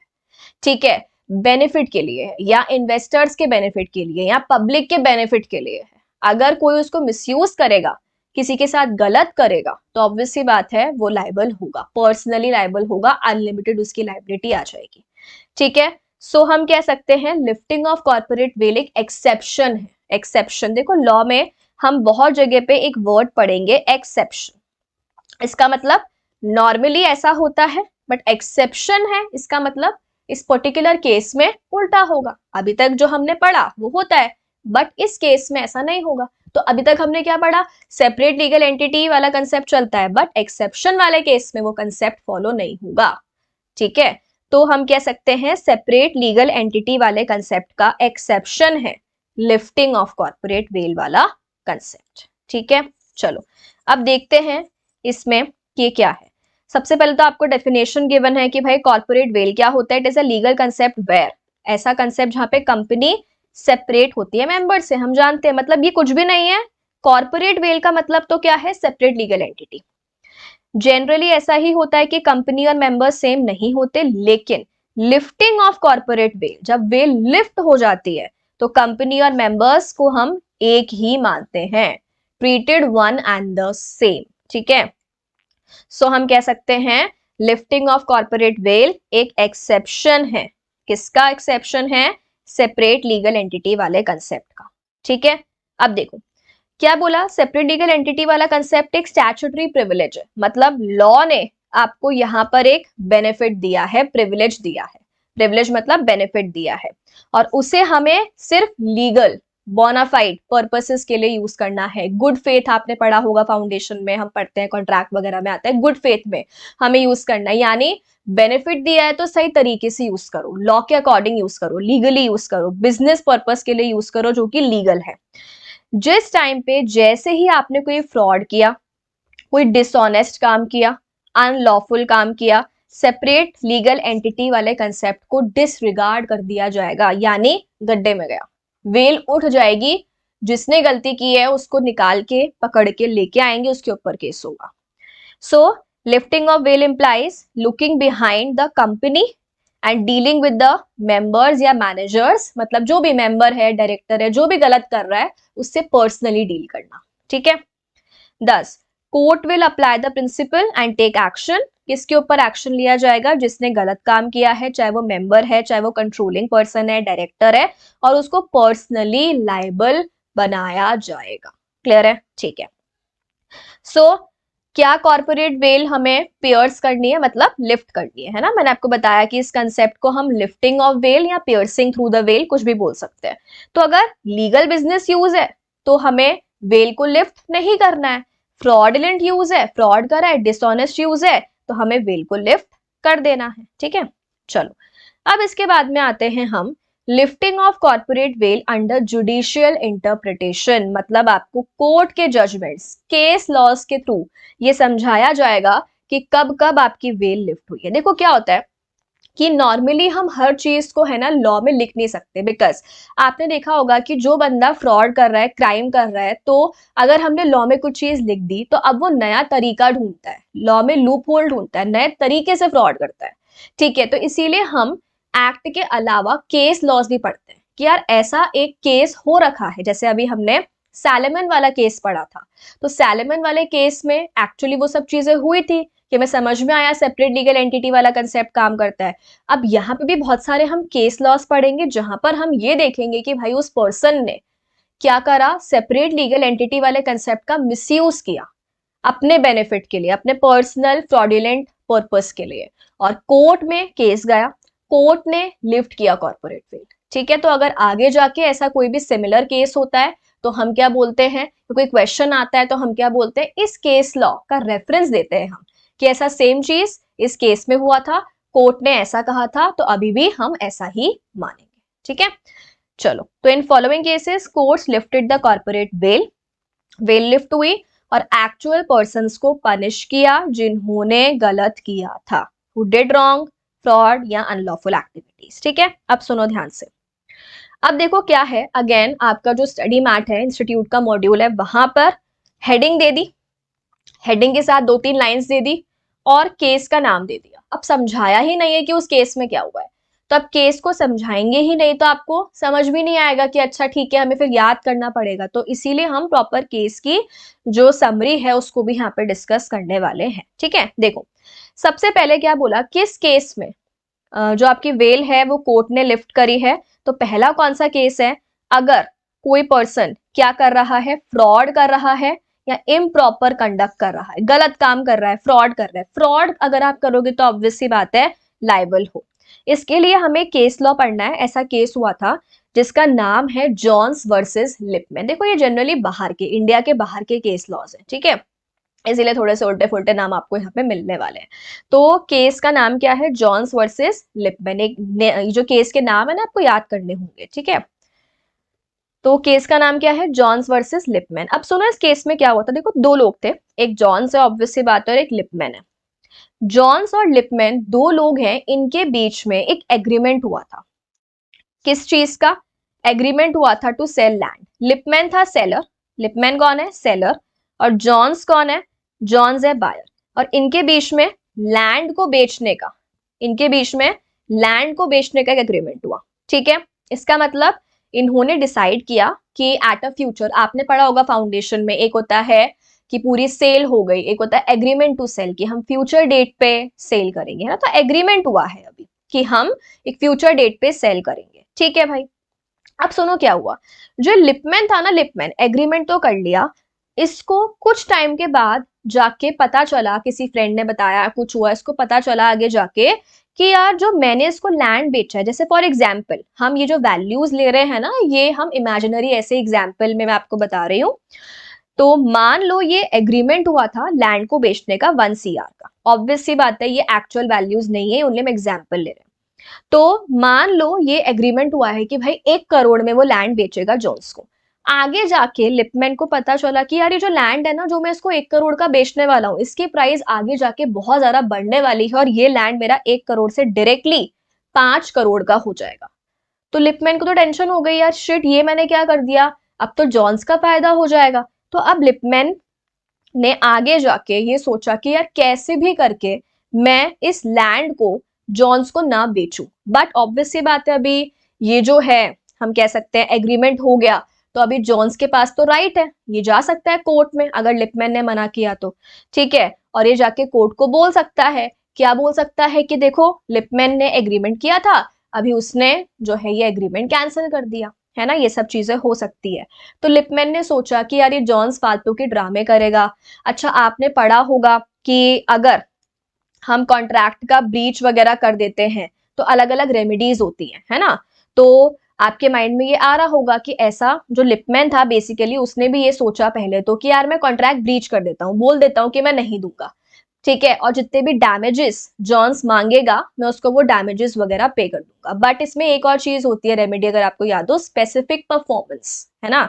मतलब जो जॉन्स था ना, जॉन्स उसने क्या बोला लिपमैन को कि मैं जो है ना डैमेज नहीं लूंगा, मुझे तो परफॉर्मेंस ही चाहिए, मतलब मुझे तो लैंड ही चाहिए। तो अगर कोर्ट में बात गई तो मैं तो लैंड ही मांगने वाला हूँ।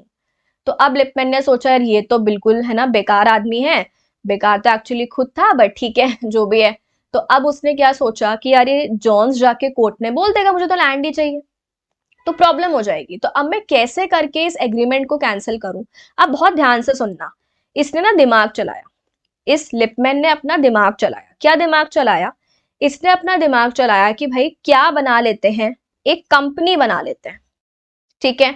और इसने ये लैंड किसको सेल कर दिया, इसने ये लैंड सेल कर दिया उस कंपनी को। इसने लैंड किसको सेल कर दिया, इसने ये लैंड सेल कर दिया इस कंपनी को, ठीक है।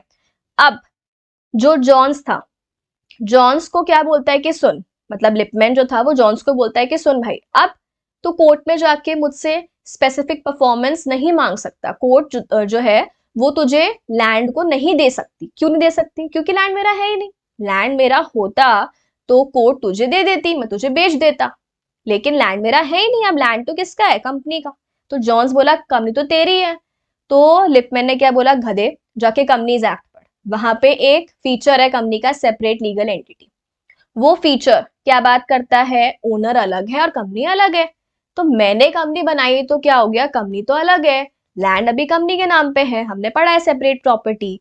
तो कंपनी ओनर है, तो कंपनी तुझे लैंड नहीं दे रही है, मतलब एग्रीमेंट तो हम दोनों के बीच में हुआ है, कंपनी और तेरे बीच में नहीं हुआ है। अल्टीमेटली बात कहां पर आ गई, लिपमैन ने क्या बोल दिया कि तुझे तो लैंड नहीं मिलेगा क्योंकि वो लैंड मेरा है ही नहीं। मैंने वो लैंड किसको बेच दिया, कंपनी को। मैक्स टू मैक्स मैं तुझे कॉम्पनसेशन पे कर दूंगा, डैमेजेस पे कर दूंगा, लैंड तो तुझे नहीं मिलने वाला। अब कोर्ट ने सारी चीजें सुनी तो कोर्ट को रियलाइज हुआ कि यार ये लिपमैन तो बहुत चालाक निकला, इसने कंपनी सिर्फ और सिर्फ क्यों बनाई, ताकि इसको जॉन्स को लैंड ना बेचना पड़े। अगर इसने कंपनी बनाई है तो नॉर्मली हम कंपनी क्यों बनाते हैं, बिजनेस करने के लिए, पर जॉन्स को लैंड ना बेचना पड़े, सिर्फ इस पर्पस से लिपमैन ने क्या बना ली, कंपनी। तो गलत है, फ्रॉड करना चाहता है वो। तो देखो कोर्ट ने क्या बोला, company was only form to avoid legal duty, fraud करने के लिए, ताकि उसको लैंड नहीं देना पड़े जॉन्स को, सिर्फ इसलिए कंपनी बना ली। इसीलिए कोर्ट ने कॉर्पोरेट वेल लिफ्ट कर दी, लैंड का जो ट्रांसफर था उसको डिसरिगार्ड कर दिया। मतलब उसने, लिपमैन ने कंपनी को जो लैंड ट्रांसफर किया था, कोर्ट ने क्या बोला, ये माना ही नहीं जाएगा, हम मानेंगे ही नहीं कि तुमने लैंड ट्रांसफर किया। दैट मीन्स तुम और कंपनी अभी सेम हो ना, तो तुमने लैंड को ट्रांसफर किया, ये तो माना ही नहीं जाएगा, तो लैंड अभी लिपमैन का ही माना जाएगा। और अल्टीमेटली लिपमैन और कंपनी को सेम माना गया, तो लिपमैन को कैसे भी करके वो लैंड जोन्स को बेचना पड़ा। समझ आई बात। तो आप देखो कितना दिमाग चलाते हैं लोग, और कितना इसने दिमाग लगाया, कंपनी बना ली ताकि सेपरेट लीगल एंटिटी वाले कंसेप्ट का बेनिफिट लेकर क्या कर सके, ये कर सके कि ये लैंड नहीं बेच पाए। ठीक है, सो यहाँ पे आपने देखा सिर्फ कंपनी बनाने के पीछे का मोटिव क्या था, अपनी ड्यूटी से बचना, फ्रॉड करना। तो अगर ऐसा उल्टा फुल्टा काम करोगे तो लिफ्टिंग ऑफ कॉर्पोरेट बेल हो जाएगा। क्लियर है, चलो। तो एक ये केस लॉ था। ओके, अब इसके बाद में हम लोग आते हैं अपने सेकंड केस लॉ पे। देखो जो अपना सेकंड केस लॉ है वो क्या है, determining enemy character of the company. अब एनिमी, क्या कंपनी भी एनिमी हो सकती है? अच्छा, अभी तक आपके माइंड में एनिमी के नाम से क्या आ रहा होगा, यार एनिमी का मतलब क्या होता है, दुश्मन, है ना। दुश्मन कौन होते हैं, कॉम्पिटिटर्स। नहीं, यहाँ पे एनिमी हम कॉम्पिटिटर्स को नहीं बोल रहे, कॉम्पिटिटर्स हमारे एनिमी नहीं होते हैं। एनिमी का मतलब यहाँ पे होता है, देखो जब वॉर हो रहा होता है, दो कंट्रीज के बीच में आपस में वॉर हो रहा होता है, तो वो जो कंट्रीज होती हैं वो आपस में एनिमी कंट्रीज होती हैं। ठीक है, तो वहां के लोग हमारे लिए क्या बन जाते हैं, एनिमी, है ना। तो वॉर के टाइम पे जो जिस कंट्री के साथ हमारा वॉर हो रहा होता है, उसके लोग, उस कंपनी, सॉरी उस कंट्री की कंपनीज, ये सब हमारे लिए क्या बन जाती है, एनिमी। ठीक है, जैसे मान लो ए कंट्री है, ए कंट्री में, ए कंट्री का बी कंट्री के साथ में वॉर हो गया, ए कंट्री का बी कंट्री के साथ में वॉर हो गया, तो ए कंट्री में जितनी भी कंपनीज हैं उनके लिए बी कंट्री वाली कंपनीज, ये दोनों आपस में क्या हो जाएंगी, एनिमी। और इसे हम एलियन एनिमी बोलते हैं। एलियन क्यों, फॉरेन, कंट्री दो हो गई ना, तो फॉरेन हो गया। अगर वॉर नहीं होता तो हम बोलते एलियन फ्रेंड्स। ठीक है, तो एलियन वो वाला नहीं है कि जुपिटर या मार्स वाला, नहीं, जो कंट्रीज होती हैं आपस में उनके लिए हम बोलते हैं। तो वॉर नहीं है तो एलियन फ्रेंड्स, वॉर है तो एलियन एनिमी। समझ आया। तो कॉम्पिटिटर की बात नहीं हो रही है, जब वॉर हो रहा है उस टाइम पे एनिमी बनते हैं। ठीक है, तो आई होप आपको ये भी समझ में आ गया होगा। अब सुनो ध्यान से क्या हुआ था, यानी सेकेंड केस लॉ है, यानी इस केस में लिफ्टिंग ऑफ व्हील क्यों हुई वो सुनना ध्यान से। देखो क्या बोला, अपना केस लॉ क्या है, अपना केस लॉ है Daimler company limited versus continental tyre and rubber company limited. ठीक है, ये अपना केस लॉ है। अब सुनो ध्यान से कि इस केस लॉ में क्या हुआ था।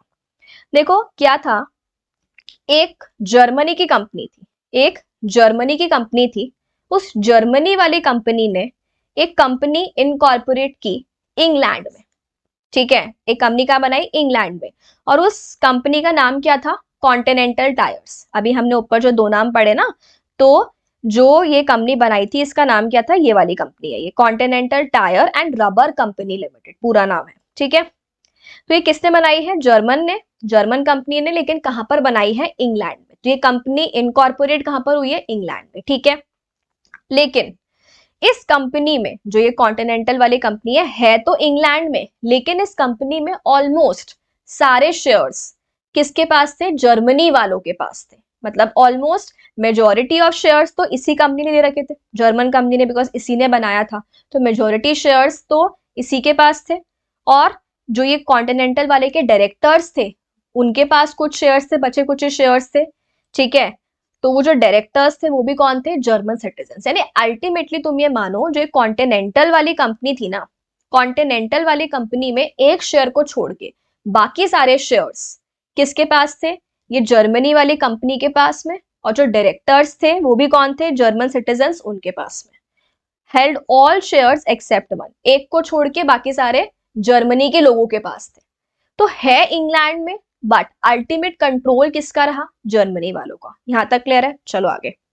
अब इस कंपनी ने, कॉन्टिनेंटल टायर्स वाली कंपनी ने गुड्स बेचे ऑन क्रेडिट डेमलर कंपनी को, ठीक है। डेमलर कंपनी भी कहां पर बनी हुई है, इंग्लैंड में बनी हुई है, ठीक है जी, ओके। चलो अब क्या हुआ, आगे जाके कुछ टाइम के बाद जो ये दो कंट्रीज थी, जर्मनी और इंग्लैंड, इनके बीच में वॉर हो गया। इन दो कंट्रीज के बीच में क्या हो गया, वॉर हो गया, वॉर डिक्लेयर हो गया जर्मनी और इंग्लैंड के बीच में, ठीक। अब जो ये कॉन्टिनेंटल वाली कंपनी है, इसने बोला कि भाई डेमलर को कि चल अब तू मेरा पेमेंट कर दे, बहुत टाइम हो गया। तो डेमलर बोल रहा है कि यार वॉर हो रहा है, वॉर के टाइम पे मैं पेमेंट कैसे कर सकता हूँ, मुझे पेमेंट देने में कोई दिक्कत नहीं है, लेकिन वॉर के टाइम पे मैं पेमेंट कैसे करूं यार, ऐसा थोड़ी होता है। तो ये जो कॉन्टिनेंटल वाली कंपनी है ये क्या बोल रही है कि भाई वॉर तो किसके बीच में हो रहा है, जर्मनी और इंग्लैंड के। तू कहाँ का है, इंग्लैंड का, मैं कहाँ का हूँ, इंग्लैंड का, तो हम तो इंग्लैंड इंग्लैंड है ना, तुझे क्या मतलब है जर्मनी में वॉर हो रहा है उससे। तो डेमलर ने क्या बोला कि यार क्यों नहीं मतलब है, तेरे जितने भी सारे ओनर्स हैं, शेयर होल्डर्स हैं, सारे ऑलमोस्ट सारे वो तो जर्मनी के लोग हैं। तो फिर कॉन्टिनेंटल ने क्या बोला, उसके मुंह पे मारी कंपनीज एक्ट। बोला गधे थोड़ा पढ़ाई कर लिया कर, मैं कंपनी और मेरे ओनर्स अलग अलग लोग हैं, क्यों, सेपरेट लीगल एंटिटी, मैं अलग हूं और मेरे ओनर्स अलग हैं। तो वो जर्मनी के हैं तो उससे क्या फर्क पड़ रहा है, मैं तो इंग्लैंड का हूं तो तू मुझे इंग्लैंड का मान। बट डेमलर को डाउट हुआ, ये सारा केस कोर्ट में गया, ये सारी बातें कोर्ट के सामने हुई, ठीक है। तो उस टाइम पे कोर्ट ने ये बोला कि देखो नॉर्मली तुम्हारी बात सही है, सेपरेट लीगल एंटिटी, वो सारी चीजें, लेकिन ये तो सोचने की बात है, अभी वॉर चल रहा है। मान लो डेमलर कंपनी ने पेमेंट कर दिया कॉन्टिनेंटल को, ठीक है, वो इंग्लैंड की कंपनी है, अल्टीमेटली वो पैसा लेगा कौन, वो प्रॉफिट होगा किसका, जर्मनी वालों का ही तो होगा, क्योंकि शेयर होल्डर जर्मनी वाले हैं। पैसा किसके पास जाएगा, जर्मनी वालों के पास। तो तुमसे ही पैसा लेके, इंग्लैंड वाली कंपनी से ही पैसा लेके जर्मनी वाले उसी पैसे को यूज करके बॉम्ब बनाएंगे और तुम पे फोड़ेंगे। ऑब्वियस सी बात है, वॉर के टाइम पे तुम दुश्मन जो कंट्री है उसको पेमेंट करोगे, तो क्या ये चीज सही है, नॉट, एब्सोल्युटली नॉट। तो इसीलिए कोर्ट ने बोला कि भाई अभी कॉन्टिनेंटल वाली कंपनी एनिमी बन गई है हमारे लिए, है ना। तो अगर हम एनिमी को पेमेंट करेंगे तो ये माना जाएगा कि हम एनिमी के साथ में बिजनेस कर रहे हैं। वॉर के टाइम पे तो इलीगल है ना, वॉर के टाइम पे आप एनिमी के साथ में बिजनेस नहीं कर सकते हो, ठीक है। तो तुम उनको ही पैसा दो, वो तुम्हारे ऊपर ही उससे बॉम्ब फोड़ देंगे कोई सेंस नहीं बनता, इसीलिए ये इलीगल है। तो वॉर के टाइम पे क्या बोल दिया गया कि कॉन्टिनेंटल और जर्मन जो है, मतलब जो बेसिकली शेयर होल्डर्स हैं, कंपनी और शेयर होल्डर्स को हम सेम मान के एनिमी कंपनी मान लिया जाएगा कॉन्टिनेंटल को। तो उस टाइम पे पेमेंट वगैरह मना कर दिया था, ठीक है। सो ये सब केसेस हैं, है ना। तो ये अपना कौन सा केस हो गया, एलियन एनिमी वाला।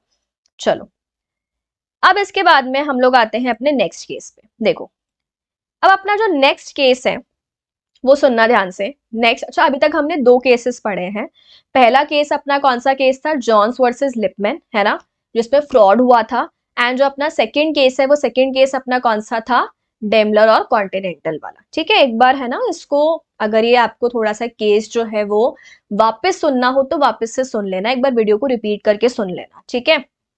चलो अब हम आते हैं अपने नेक्स्ट केस पे। देखो नेक्स्ट अपना केस क्या है, कंपनी मेयर शैम और क्लोक। अभी शैम और क्लोक का मतलब क्या होता है, देखो शैम और क्लोक का मतलब होता है कि कोई रियल पर्पस नहीं है। मतलब जैसे अगर हम बोल रहे हैं कि कंपनी सिर्फ शैम और क्लोक है, इसका मतलब कंपनी बनाने के पीछे कोई मोटिव नहीं है, सिर्फ क्या मोटिव है, फ्रॉड करने का, गलत करने का, ठीक है। नॉर्मली हम कंपनी क्यों बनाते हैं, नॉर्मली हम कंपनी बनाते हैं बिकॉज हमें बिजनेस करना होता है, बट इस केस में कंपनी बनाने के पीछे कोई रियल जब बिजनेस मोटिव नहीं होता है, सिर्फ हम क्यों बनाते हैं, ताकि हम कंपनी के पीछे छिप सके, है ना। हम कंपनी के पीछे छिप सके गलत काम करके हम कंपनी को बेस बना के, वही वाली बात है ना कि गलत हम कर रहे हैं और क्या बोल रहे हैं, हम अलग है कंपनी के ऊपर केस कर दो। सिर्फ उस पर्पस के लिए हमने कंपनी बनाई है, तो हम उस केस में क्या बोलेंगे, कंपनी इज मेयर। मेयर मतलब ओनली, मेयर मतलब क्या होता है, ओनली शैम और क्लोक, यानी कोई बिजनेस नहीं है, सिर्फ हम इलीगल एक्टिविटीज को छुपाने के लिए, लोगों को बेवकूफ बनाने के लिए हम क्या कर रहे हैं, कंपनी बना रहे हैं। इसका केस लॉ देखो क्या है, केस का नाम है Gilford motor company versus Horne. ठीक है, अब सुनो इस केस में क्या हुआ था। देखो एक कंपनी थी और इस कंपनी का नाम क्या था, इस कंपनी का नाम था गिलफोर्ड मोटर कंपनी, और इस कंपनी का एक एम्प्लॉय था, ठीक है, जिसका नाम था हॉर्न। अब इस कंपनी ने इस एम्प्लॉय के साथ में बोला कि भाई तुम हमारे साथ में कॉन्ट्रैक्ट कर लो, अगर तुम्हें हमारी कंपनी में रहना है, और एक काफी अच्छी खासी पोजीशन पे था ये, है ना, एम्प्लॉय। तो क्या बोला कि अगर तुम्हें हमारी कंपनी में रहना है तो पहले तुम हमारे साथ में क्या करो, एक कॉन्ट्रैक्ट करो। क्या कॉन्ट्रैक्ट करो, आपने सुना होगा नॉन कॉम्पीट क्लॉज एक डाल देते हैं कॉन्ट्रैक्ट्स वगैरह में। इसका मतलब कि तुम हमारी कंपनी में हो तब भी, और हमारी कंपनी को जब तुम छोड़ दोगे, तुम रिजाइन कर दोगे या जो भी है, उसके बाद भी तुम हमारा जो बिजनेस है वैसा कोई कंपटीशन में बिजनेस स्टार्ट नहीं करोगे, और हमारे कस्टमर्स को सॉलिसिट नहीं करोगे, मतलब हमारे कस्टमर्स को लालच देके नहीं बुलाओगे छोड़ने के बाद भी। ठीक है, जॉब छोड़ने के बाद भी ऐसा तुम हमारे साथ में कॉन्ट्रैक्ट करो।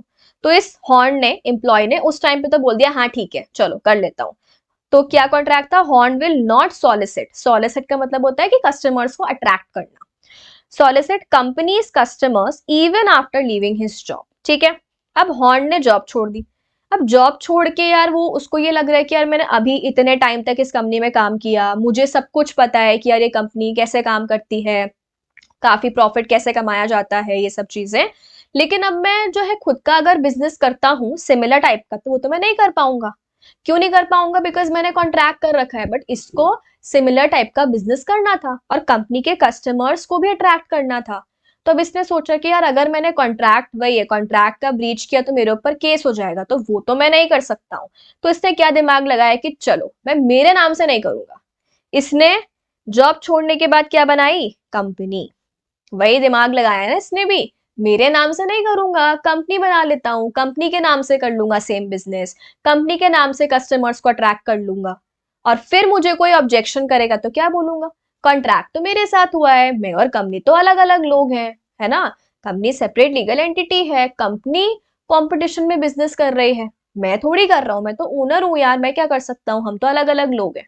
तो अगेन सिर्फ और सिर्फ कंपनी बनाने के पीछे का मोटिव क्या था, अपनी गलत एक्टिविटीज को छुपाना, कॉन्ट्रैक्ट ब्रीच करना। वो कॉन्ट्रैक्ट को ब्रीच करना चाहता था, है ना। खुद ने नहीं किया, इनडायरेक्टली कंपनी बनाकर कर लिया। कंपनी बनाई, कंपनी ने कॉम्पीटिंग बिजनेस किया, कस्टमर्स को सॉलिसिट किया, अट्रैक्ट किया गिलफोर्ड के कस्टमर्स को। और इस कंपनी के मेंबर्स कौन थे, खुद ही था, खुद की वाइफ थी और एक दो लोग और थे, मतलब खुद की ही कंपनी थी, कोई और मोटिव नहीं था इस कंपनी का, बस क्या था कि वो कॉन्ट्रैक्ट को ब्रीच करना चाहता था। अगेन कोर्ट में केस गया, कोर्ट ने क्या बोला, कंपनी क्या है, मेयर शैम और क्लॉक। इसका मतलब कंपनी सिर्फ और सिर्फ क्यों बनाई है हॉर्न ने, ताकि वो अपने कॉन्ट्रैक्ट की जो ड्यूटीज है, कॉन्ट्रैक्ट में लिखा था ना कि आप नहीं कर सकते हो, कॉन्ट्रैक्ट में क्या लिखा था कि आप नहीं कर सकते हो कोई भी कॉम्पिटिंग बिजनेस या कस्टमर्स को सॉलिसिट, उसको तोड़ने के लिए, बेसिकली उस कॉन्ट्रैक्ट से बचने के लिए कंपनी बना ली, है ना। तो वो जो चीज है यहाँ पे वो बताई गई कि कोर्ट ने ऐसा बोला, और वही बेल लिफ्ट हुई, ठीक है। और इसके बाद में कोर्ट ने इंजंक्शन ग्रांट कर दिया।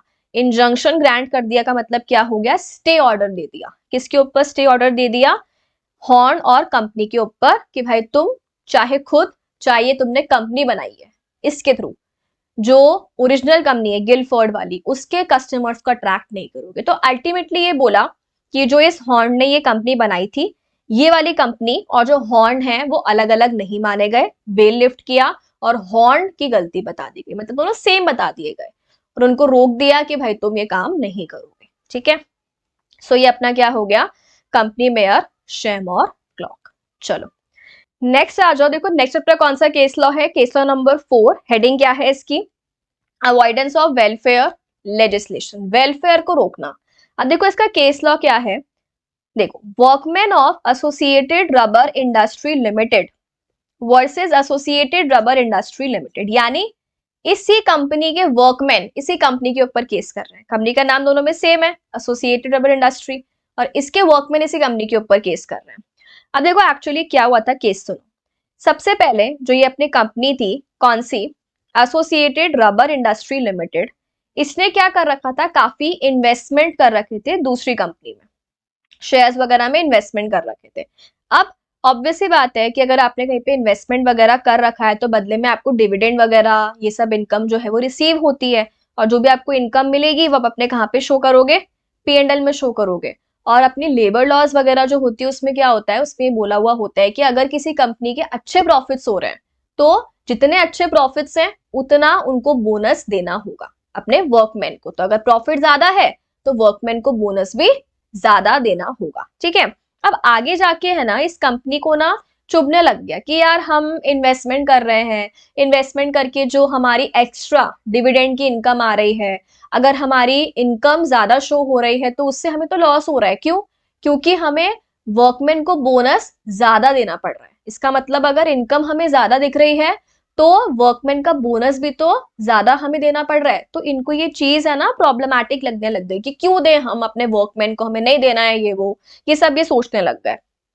तो इन्होंने दिमाग चलाया, इन्होंने क्या दिमाग चलाया, इन्होंने बोला कि चलो एक काम करते हैं, एक कंपनी बनाते हैं, ठीक है, एक दूसरी उन्होंने कंपनी बना ली, और वो थी Holi own subsidiary. Holi own subsidiary हम पढ़ेंगे आगे जाके, एक्चुअली क्या होता है, ऐसी एक कंपनी बना ली जिसके 100% इन्वेस्टमेंट आपका ही है, मतलब जैसे इस कंपनी ने होली ओन सब्सिडरी बनाई ना, तो मान लो इस कंपनी के 100 शेयर्स हैं, तो 100% इन्वेस्टमेंट मतलब 100 के 100 शेयर्स इसी कंपनी ने ले रखे, तो अल्टीमेटली एक नई कंपनी बना ली बट पूरा इन्वेस्टमेंट पूरा कंट्रोल आपका ही है, तो वो आपकी ही हो गई लेकिन अलग अलग हो गई, बिकॉज हमने एक अलग नाम से कंपनी बना ली, तो लॉ की आइज में दो कंपनीज हो गई पर है तो वो आपकी ही, इस तरीके से कंपनी बना ली, ठीक है। और जो अपना ये इन्वेस्टमेंट था जिसके ऊपर डिविडेंड आ रहा था, उसको क्या किया, अभी खुद के नाम पे था इन्वेस्टमेंट, वो इन्वेस्टमेंट को खुद के नाम से हटाकर किसके नाम से कर दिया, मतलब ये शेयर्स जो थे जो इन्होंने खुद से खरीद रखे थे खुद के नाम पे, अभी वो किसके नाम पे ट्रांसफर कर दिए, वो इस होली ओन्ड सब्सिडरी के नाम पे ट्रांसफर कर दिया। समझ आई बात, ठीक है भाई। अब जब इस होली ओन्ड सब्सिडरी के नाम पे शेयर्स ट्रांसफर कर दिए, तो ये जो दूसरी वाली कंपनी है, अब इन्वेस्टमेंट की जो इनकम है, डिविडेंड है, अब वो किसको मिलेगी, इसको मिलेगी। अभी तक वो किसको मिलती थी, एसोसिएटेड को, अब वो किसको मिलेगी, इस दूसरी वाली कंपनी को, तो अब वो इसको मिलेगी, तो ऑब्वियस सी बात है एसोसिएटेड के प्रॉफिट्स कम दिखेंगे, क्योंकि वो इनकम अभी तो हमें मिलती थी अब हमको नहीं मिलेगी, वो किसी और कंपनी को मिलेगी, अल्टीमेटली है वो हमारी, पर वो अभी हमारे P&L में शो नहीं हो रही इनकम, तो ऑब्वियस सी बात है हमारे P&L में इनकम कम शो हो रही है तो हम बोनस भी कम देंगे। तो इस कंपनी ने अपने वर्कमैन को क्या बोला, पैसा ही नहीं है, इनकम कम है तो तुम्हें बोनस भी कम मिलेगा। वर्कमैन बहुत स्मार्ट थे, वर्कमैन को समझ में आ गया कि भाई ये दूसरी कंपनी का तो कोई और बिजनेस है ही नहीं, सिर्फ और सिर्फ क्या काम है इनका, सिर्फ और सिर्फ इनका इतना सा काम है कि भाई जो डिविडेंड की इनकम है वो ये लेके बैठे हुए हैं। केस हो गया, और ये केस कहाँ गया था, ये अपने इंडिया का केस है, सुप्रीम कोर्ट में गया था। तो ये जो केस है इसमें अगेन कोर्ट ने क्या बोला, भाई कॉर्पोरेट वेल लिफ्ट होगी, क्योंकि दूसरी कंपनी का मोटिव सिर्फ और सिर्फ क्या था, भाई अपनी इनकम प्रॉफिट्स को रिड्यूस करके दिखाना ताकि बोनस कम दे सके, और कोई मोटिव नहीं है और कोई बिजनेस नहीं है, ठीक है। Subsidiary had no other business only form to reduce bonus to workman profits, इसीलिए अब क्या बोला कि भाई लिफ्टिंग ऑफ वेल होने की वजह से क्या हुआ, जो एसोसिएटेड रबर वाली कंपनी है और जो ये होली और सब्सिडरी है, अभी तक इन दोनों को अलग अलग माना गया था ना, तो अब जब लिफ्टिंग ऑफ वेल हुई तो इन दोनों को एक ही कंपनी माना गया, तो अभी जो इसके प्रॉफिट्स आए थे डिविडेंड वाले, अभी वो इसी वाली कंपनी के माने जाएंगे, तो अब वो इसी कंपनी के माने जाएंगे, मतलब इस कंपनी के प्रॉफिट्स बढ़ गए ना ऑटोमेटिकली, बिकॉज इसके प्रॉफिट्स भी ऐड हो गए, तो अब प्रॉफिट्स इसी के ही माने जाएंगे, तो ऑब्वियस है बोनस भी ज्यादा पे करना होगा। तो वर्कमैन सही थे और ये कंपनी गलत थी। इस तरीके से यहाँ पे हुआ था, ठीक है। तो profits of subsidiary treated as profits of associated rubber, मतलब पहले वाली कंपनी, फॉर बोनस कैलकुलेशन, ठीक है। चलो, तो ये अपना हो गया केस लॉ नंबर 4। अब हम चलते हैं इसके बाद में अपने नेक्स्ट केस पे। देखो अपना जो नेक्स्ट केस है वो क्या है, केस लॉ लास्ट है, इसके बाद में बस अपने 3 पॉइंट्स हैं, उसमें कोई केस लॉ नहीं है, ठीक है। चलो लास्ट है, देखो प्रोटेक्शन ऑफ रेवेन्यू, सिंपल सी चीज है। इस वाले पॉइंट में क्या हुआ था, टैक्स इवेजन, टैक्स की चोरी, है ना। ये तो आपने सुना होगा, हर पर्सन इसके बारे में सोचता है कैसे मैं टैक्स की चोरी कर सकूं। अच्छा, टैक्स इवेजन अलाउड है क्या? नहीं, लीगल है ना। एक होता है टैक्स प्लानिंग तो सभी करते हैं और वो अलाउड है, ठीक है। टैक्स इवेजन, टैक्स की चोरी करना बिल्कुल भी अलाउड नहीं है। तो देखो इस केस में क्या हुआ था, ये जो केस लॉ है, ये केस लॉ का नाम क्या है सर, दिनशॉ मैनेजी पेटेंट। अब सुनो इस केस में क्या हुआ था। जो ये पर्सन था दिनशॉ, अगेन जैसे ऊपर हमने बात की थी, इसमें भी सिमिलर सी ही चीज है। इसको भी, इस पर्सन को भी बहुत सारे पैसे वैसे आ रहे थे। क्यों? क्योंकि इसने भी बहुत जगह पे इन्वेस्टमेंट कर रखा था। तो इसने भी इन्वेस्टमेंट कर रखा था, तो इसको बहुत अच्छी डिविडेंड इनकम, इंटरेस्ट की इनकम, ये सब इनकम्स इनको आती रहती थी। बट ये बहुत परेशान थे कि यार इतने पैसे तो आ रहे हैं, पर पैसे आने का भी कोई सेंस नहीं है। इतना तो गवर्नमेंट खा लेती है, टैक्स ले जाती है, ये वो एक्स वाई। तो इनको बहुत दुख था कि यार पैसे तो आ रहे हैं, लेकिन टैक्स क्यों पे करूं मैं। तो इन्होंने दिमाग चलाया, इन्होंने 4 प्राइवेट कंपनीज बना ली, खुद की ही बना ली, ठीक है, ABCD। और अगेन इन कंपनीज का भी क्या कोई दूसरा पर्पस, दूसरा बिजनेस था? नहीं था। इन कंपनीज का भी कोई दूसरा बिजनेस नहीं था। तो अभी कंपनीज बनाई, और जो खुद के नाम पे इन्वेस्टमेंट थे, तो पहले खुद के नाम पे इन्वेस्टमेंट है तो टैक्स भी इनके ऊपर ही आता था, और वो टैक्स बर्डन काफी ज्यादा आ रहा था। अब इन्होंने 4 कंपनीज बनाई और अपने जो इन्वेस्टमेंट है वो कंपनी को ट्रांसफर किए। तो जो इनकम है वो भी अभी किसके पास जाएगी? इन कंपनीज के पास ही जाएगी। तो अब वो इनकी पर्सनल इनकम शो नहीं होगी, वो कौन सी शो होगी? कंपनी की इनकम शो होगी। और फिर कंपनी से इनकम लेते कैसे थे ये वापस से? लोन के फॉर्मेट में। मतलब कंपनी की बुक्स में क्या शो करते थे? लोन ले रहा हूं मैं तो अल्टीमेटली खुद ही है, कंपनी भी खुद की है, कंपनी से इनकम ले रहे हैं in the form of pretended loans, दिखाने के लिए, सिर्फ बुक्स में दिखाने के लिए, लोन के फॉर्म में। तो पैसा अल्टीमेटली खुद के पास आ गया। और इस तरीके से इन्होंने क्या किया, अपनी इनकम को 4 अलग अलग पार्ट्स में डाइवर्ट कर लिया, और जो भी है प्लानिंग वगैरह करके कि कंपनी के ऊपर टैक्स कम लगवा के अपनी टैक्स लाइबिलिटी को रिड्यूस करवा लिया, ठीक है। अब इनकम टैक्स वाले भी कम नहीं है, अल्टीमेटली उनको भी पता चल गया कि ये सब जो है इसने सिर्फ और सिर्फ क्यों किया है, अपनी टैक्स लाइबिलिटी को रिड्यूस करने के लिए किया है, और कोई मोटिव नहीं है, सिर्फ और सिर्फ क्यों किया है, अपनी टैक्स लाइबिलिटी को रिड्यूस करने के लिए ऐसा किया है, ठीक है।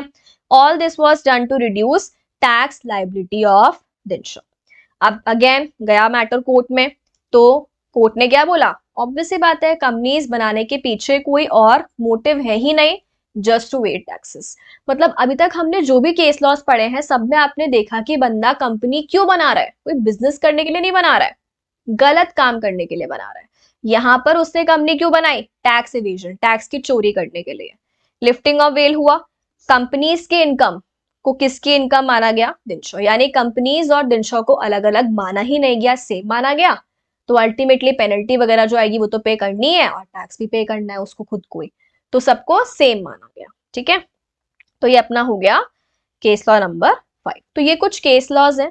केस लॉ समझाना आपको इंपॉर्टेंट है, क्योंकि अगर आप ये नहीं समझते तो आपको फिर याद करना पड़ता, समझ में ही नहीं आता कि यार एक्चुअली ये क्यों हुआ, कैसे हुआ, है ना, कैसे फ्रॉड हुआ, कैसे गलत हुआ। तो ये सारे केस लॉज हो गए। इसके बाद में कुछ लास्ट के 3 पॉइंट्स जो हैं वो आपके बचे हुए हैं। इसमें कोई केस लॉ नहीं है, इसमें बस आपको सिचुएशन बताई गई है कि किस किस केस में आपका लिफ्टिंग ऑफ वेल कोर्ट कर देगा। देखो 6 पॉइंट क्या है, जब company acts as agents of shareholder, यानी अगेन सिमिलर सी ही चीज है, कंपनी बनाने के पीछे और कोई मोटिव नहीं है। मान लो शेयर होल्डर अपने नाम से कोई काम नहीं कर सकते, जैसे नॉर्मली होता है ना, मान लो बड़ा भाई है घर पे, बड़ा भाई है घर पे, उसको मान लो पापा ने बोल दिया कि तूने बहुत उल्टे काम करे हैं, बहुत फोन चलाया है, बहुत उल्टे फुल्टे हरकतें करता है, तेरे आवारा लोग तेरे दोस्त हैं, ये हैं, तू घर से बाहर नहीं जाएगा। अब आपको मान लो कोई सामान मंगवाना है बाहर से, तो अब आप खुद नहीं जा सकते, आपने आपके छोटे भाई को भेज के कुछ गलत सामान मंगवा लिया, है ना।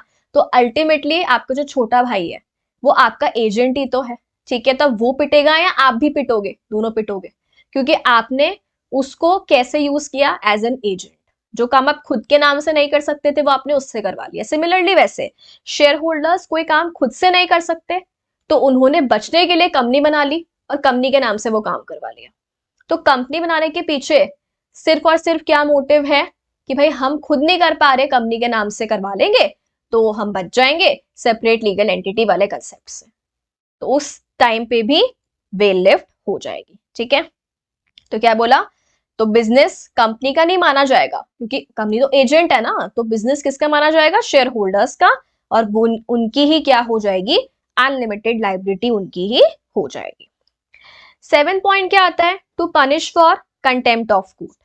कंटेम्प्ट ऑफ कोर्ट का मतलब होता है कि हम एक तरीके से कोर्ट की तौहीन कर रहे हैं, यानी कोर्ट में हम कुछ ऐसा कर रहे हैं कि कोर्ट के ऑर्डर को हमने डिसरिस्पेक्ट किया, है ना, कुछ ऐसी चीज की कि हमने कोर्ट की बात नहीं मानी, कोर्ट की इंसल्ट कर दी, उसे हम बोलते हैं कंटेम्प्ट ऑफ कोर्ट। अब आप मुझे एक बात बताओ, कोर्ट की डिसरिस्पेक्ट क्या कोई artificial person that is company कर सकती है? कोर्ट ने कोई समन भेजा, कोई नोटिस भेजा कि आपको यहाँ पे प्रेजेंट होना है, नहीं गए। कोर्ट ने बोला ये करना है, नहीं किया। तो ऑब्वियस सी बात है, कोर्ट के ऑर्डर्स आप नहीं मान रहे हो तो कंपनी को जो है वो थोड़ी ना पनिश कर पाएंगे, बिकॉज कंपनी थोड़ी वो काम करेगी। अल्टीमेटली तो किसकी गलती है, जो नेचुरल पर्सन है जो हैंडल कर रहा है, डायरेक्टर या ओनर वट एवर। तो artificial person cannot disobey court orders, person at fault to be identified, और उनको हम पनिश करेंगे। और लास्ट है सिंपल सा, पब्लिक पॉलिसी को प्रोटेक्ट करने के लिए, public at large, public policy, इसको प्रोटेक्ट करने के लिए ऑब्वियसली बात है, अगर कोई पर्सन ऐसा कोई भी काम कर रहा है कंपनी के पीछे छुप के, जिससे पब्लिक एट लार्ज को जो है वो फ्रॉड हो रहा है उनके साथ में, कुछ गलत हो रहा है उनके साथ में, तो ऑब्वियसली बात है वहां पर भी वेल लिफ्ट हो जाएगी। तो ये सारे के सारे जो है ये अपने क्या हो गए, ये सारे के सारे अपने सिचुएशंस हो गई या केसेस हो गए जहां पे हम लोग ये बोल सकते हैं कि कॉर्पोरेट वेल लिफ्ट होगी। तो ये 8 के 8 पॉइंट्स जो है वो आपको इस तरीके से याद करने हैं। एंड विद दिस जो अपना चैप्टर है, चैप्टर नंबर 1, वो यहाँ पे होता है कंप्लीट, ठीक है। चलो अब अपने सारे जो हैंड रिटन नोट्स हैं वो तो हो गए कंप्लीट। अब मैं एक बार जल्दी से आपको जो अपनी बुक है उससे मैं आपको गो थ्रू करवा देती हूँ कि जो भी सारी चीजें हमने हैंड रिटन नोट्स में पढ़ी है वो सब चीजें यहाँ पे कवर है। रीडिंग आप इसको अपने खुद के लेवल पे करोगे, ठीक है। देखो सबसे पहले जो हमने पढ़ा था कंपनीज एक्ट का इंट्रो, है ना, कि कंपनीज एक्ट जो है वो कब आई थी, देन उसमें कितने सेक्शंस हैं, चैप्टर्स हैं, शेड्यूल्स हैं, देन उसे कब असेंट मिली थी और ऑफिशियल गजट में वो कब नोटिफाई हुआ था, ठीक है, ये सारी चीजें। देन हमने सेक्शन 1 किया था, शॉर्ट टाइटल, हम उसे क्या बोल सकते हैं, companies act, extent, whole of India, commencement हमने पढ़ा ही था, ठीक है, कि कुछ कुछ सेक्शंस पहले आ गए थे, कुछ कुछ सेक्शंस बाद में आए थे, ठीक है। ये सारी चीजें यहाँ पर आपको मेंशन्ड है, आप रीड करोगे आपको अपने आप समझ में आ जाएगा। सब कुछ हमने अभी हैंड रिटन नोट्स में कवर कर लिया, ओके। इसके बाद में हमने क्या पढ़ा था, एप्लीकेशन की कंपनी जो एक्ट है वो किस किस पे अप्लाई होती है। जो इस वाली एक्ट की कंपनीज हैं, insurance, then banking, then electricity वाली, स्पेशल एक्ट वाली जिसको सीजी बोलेगा वो वाली कंपनीज, ठीक है। लेकिन अगर स्पेशल एक्ट और जनरल एक्ट आपस में कॉन्ट्राडिक्ट कर रही है तो स्पेशल एक्ट शैल प्रिवेल, ठीक है, वो सब कुछ लिखा हुआ है, ये रहा। फिर हमने बात किया था कंपनी क्या होती है, ठीक है। देन हमने कंपनी की 3 अलग अलग डेफिनेशन देखी थी, कंपनीज एक्ट के अकॉर्डिंग, जनरल और लीगल फॉर्म में। वही सब सारी चीजें बस लैंग्वेज फॉर्मेट में है, ठीक है। चलो नेक्स्ट क्या आता है, कैरेक्टरिस्टिक्स सारे हमने पढ़ ही लिए, है ना। आप यहाँ पे भी लिख लो स्लैब्स और टीसी, ठीक है, तो आपको याद करने में इजी हो जाएगा। तो ये आपका पूरा, अच्छा हमने सैलमन का केस लॉ पढ़ लिया, हमने वहां पे तो प्रॉपर जो है वो डायग्राम फॉर्म में पढ़ा है, यहाँ पर आपको उसकी लैंग्वेज गिवन है तो आप लैंग्वेज यहाँ से रीड कर सकते हो, ठीक है। पूरे अपने सारे फीचर्स हो गए, लिफ्टिंग ऑफ वेल हमने पढ़ लिया, एंड फाइनली हमने लिफ्टिंग ऑफ वेल के सारे केस लॉस पढ़ लिए। जैसे फ्रॉड का कौन सा हो गया, जॉन्स वाला हो गया, एनिमी कैरेक्टर कौन सा हो गया, डेमलर वाला हो गया, ठीक है। शैम और क्लॉक कौन सा हो गया, गिलफोर्ड मोटर हो गया, वेलफेयर वाला कौन सा हो गया, वर्कमैन ऑफ एसोसिएटेड वाला हो गया, रेवेन्यू दिनशॉ अभी पढ़ा हमने, ठीक है। और लास्ट के 3 पॉइंट्स, एजेंट वाला, कंटेम्प्ट ऑफ कोर्ट वाला, पब्लिक पॉलिसी वाला, ठीक है। तो ये जो है आप इसको अपने लेवल पे बुक से रीड कर सकते हो। अच्छा, एक और इम्पॉर्टेंट चीज, एग्जाम में आपको लैंग्वेज बना के ही लिख के आनी है, ठीक है। किस तरीके से? देखो, जो हमने हैंड रिटन नोट से पढ़ा है ना, वही लिखना है आपको, बुक में भी वही लिखा हुआ है, ठीक है। आप चाहो तो हैंड रिटन नोट से ही बस एरो हटाओ और इस तरीके से पॉइंट्स बना लो।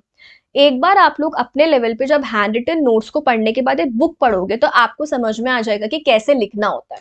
ये सिर्फ बुक पढ़ने का मोटिव क्या है, ये समझने के लिए कि हमें एग्जाम में लिखना कैसे है। फ्लो चार्ट्स को हटा के हमें लैंग्वेज कैसे लिखनी है। एग्जाम में फ्लो चार्ट बनाकर नहीं आने हैं, लैंग्वेज लिखना है, ठीक है। कैसे प्रेजेंटेशन होगा उसके लिए मैं अलग से एक वीडियो बनाऊंगी, ठीक है। तो अभी के लिए अपना चैप्टर 1 हो चुका है, इसको आप अपने लेवल पे रीड कर लेना। ऐप में नोट्स जो है वो दोनों ही अवेलेबल रहने वाले हैं। नेक्स्ट क्लास से हम अपना चैप्टर नंबर जो 2 है वो बिगिन करेंगे। Okay, thank you everyone and have a nice day.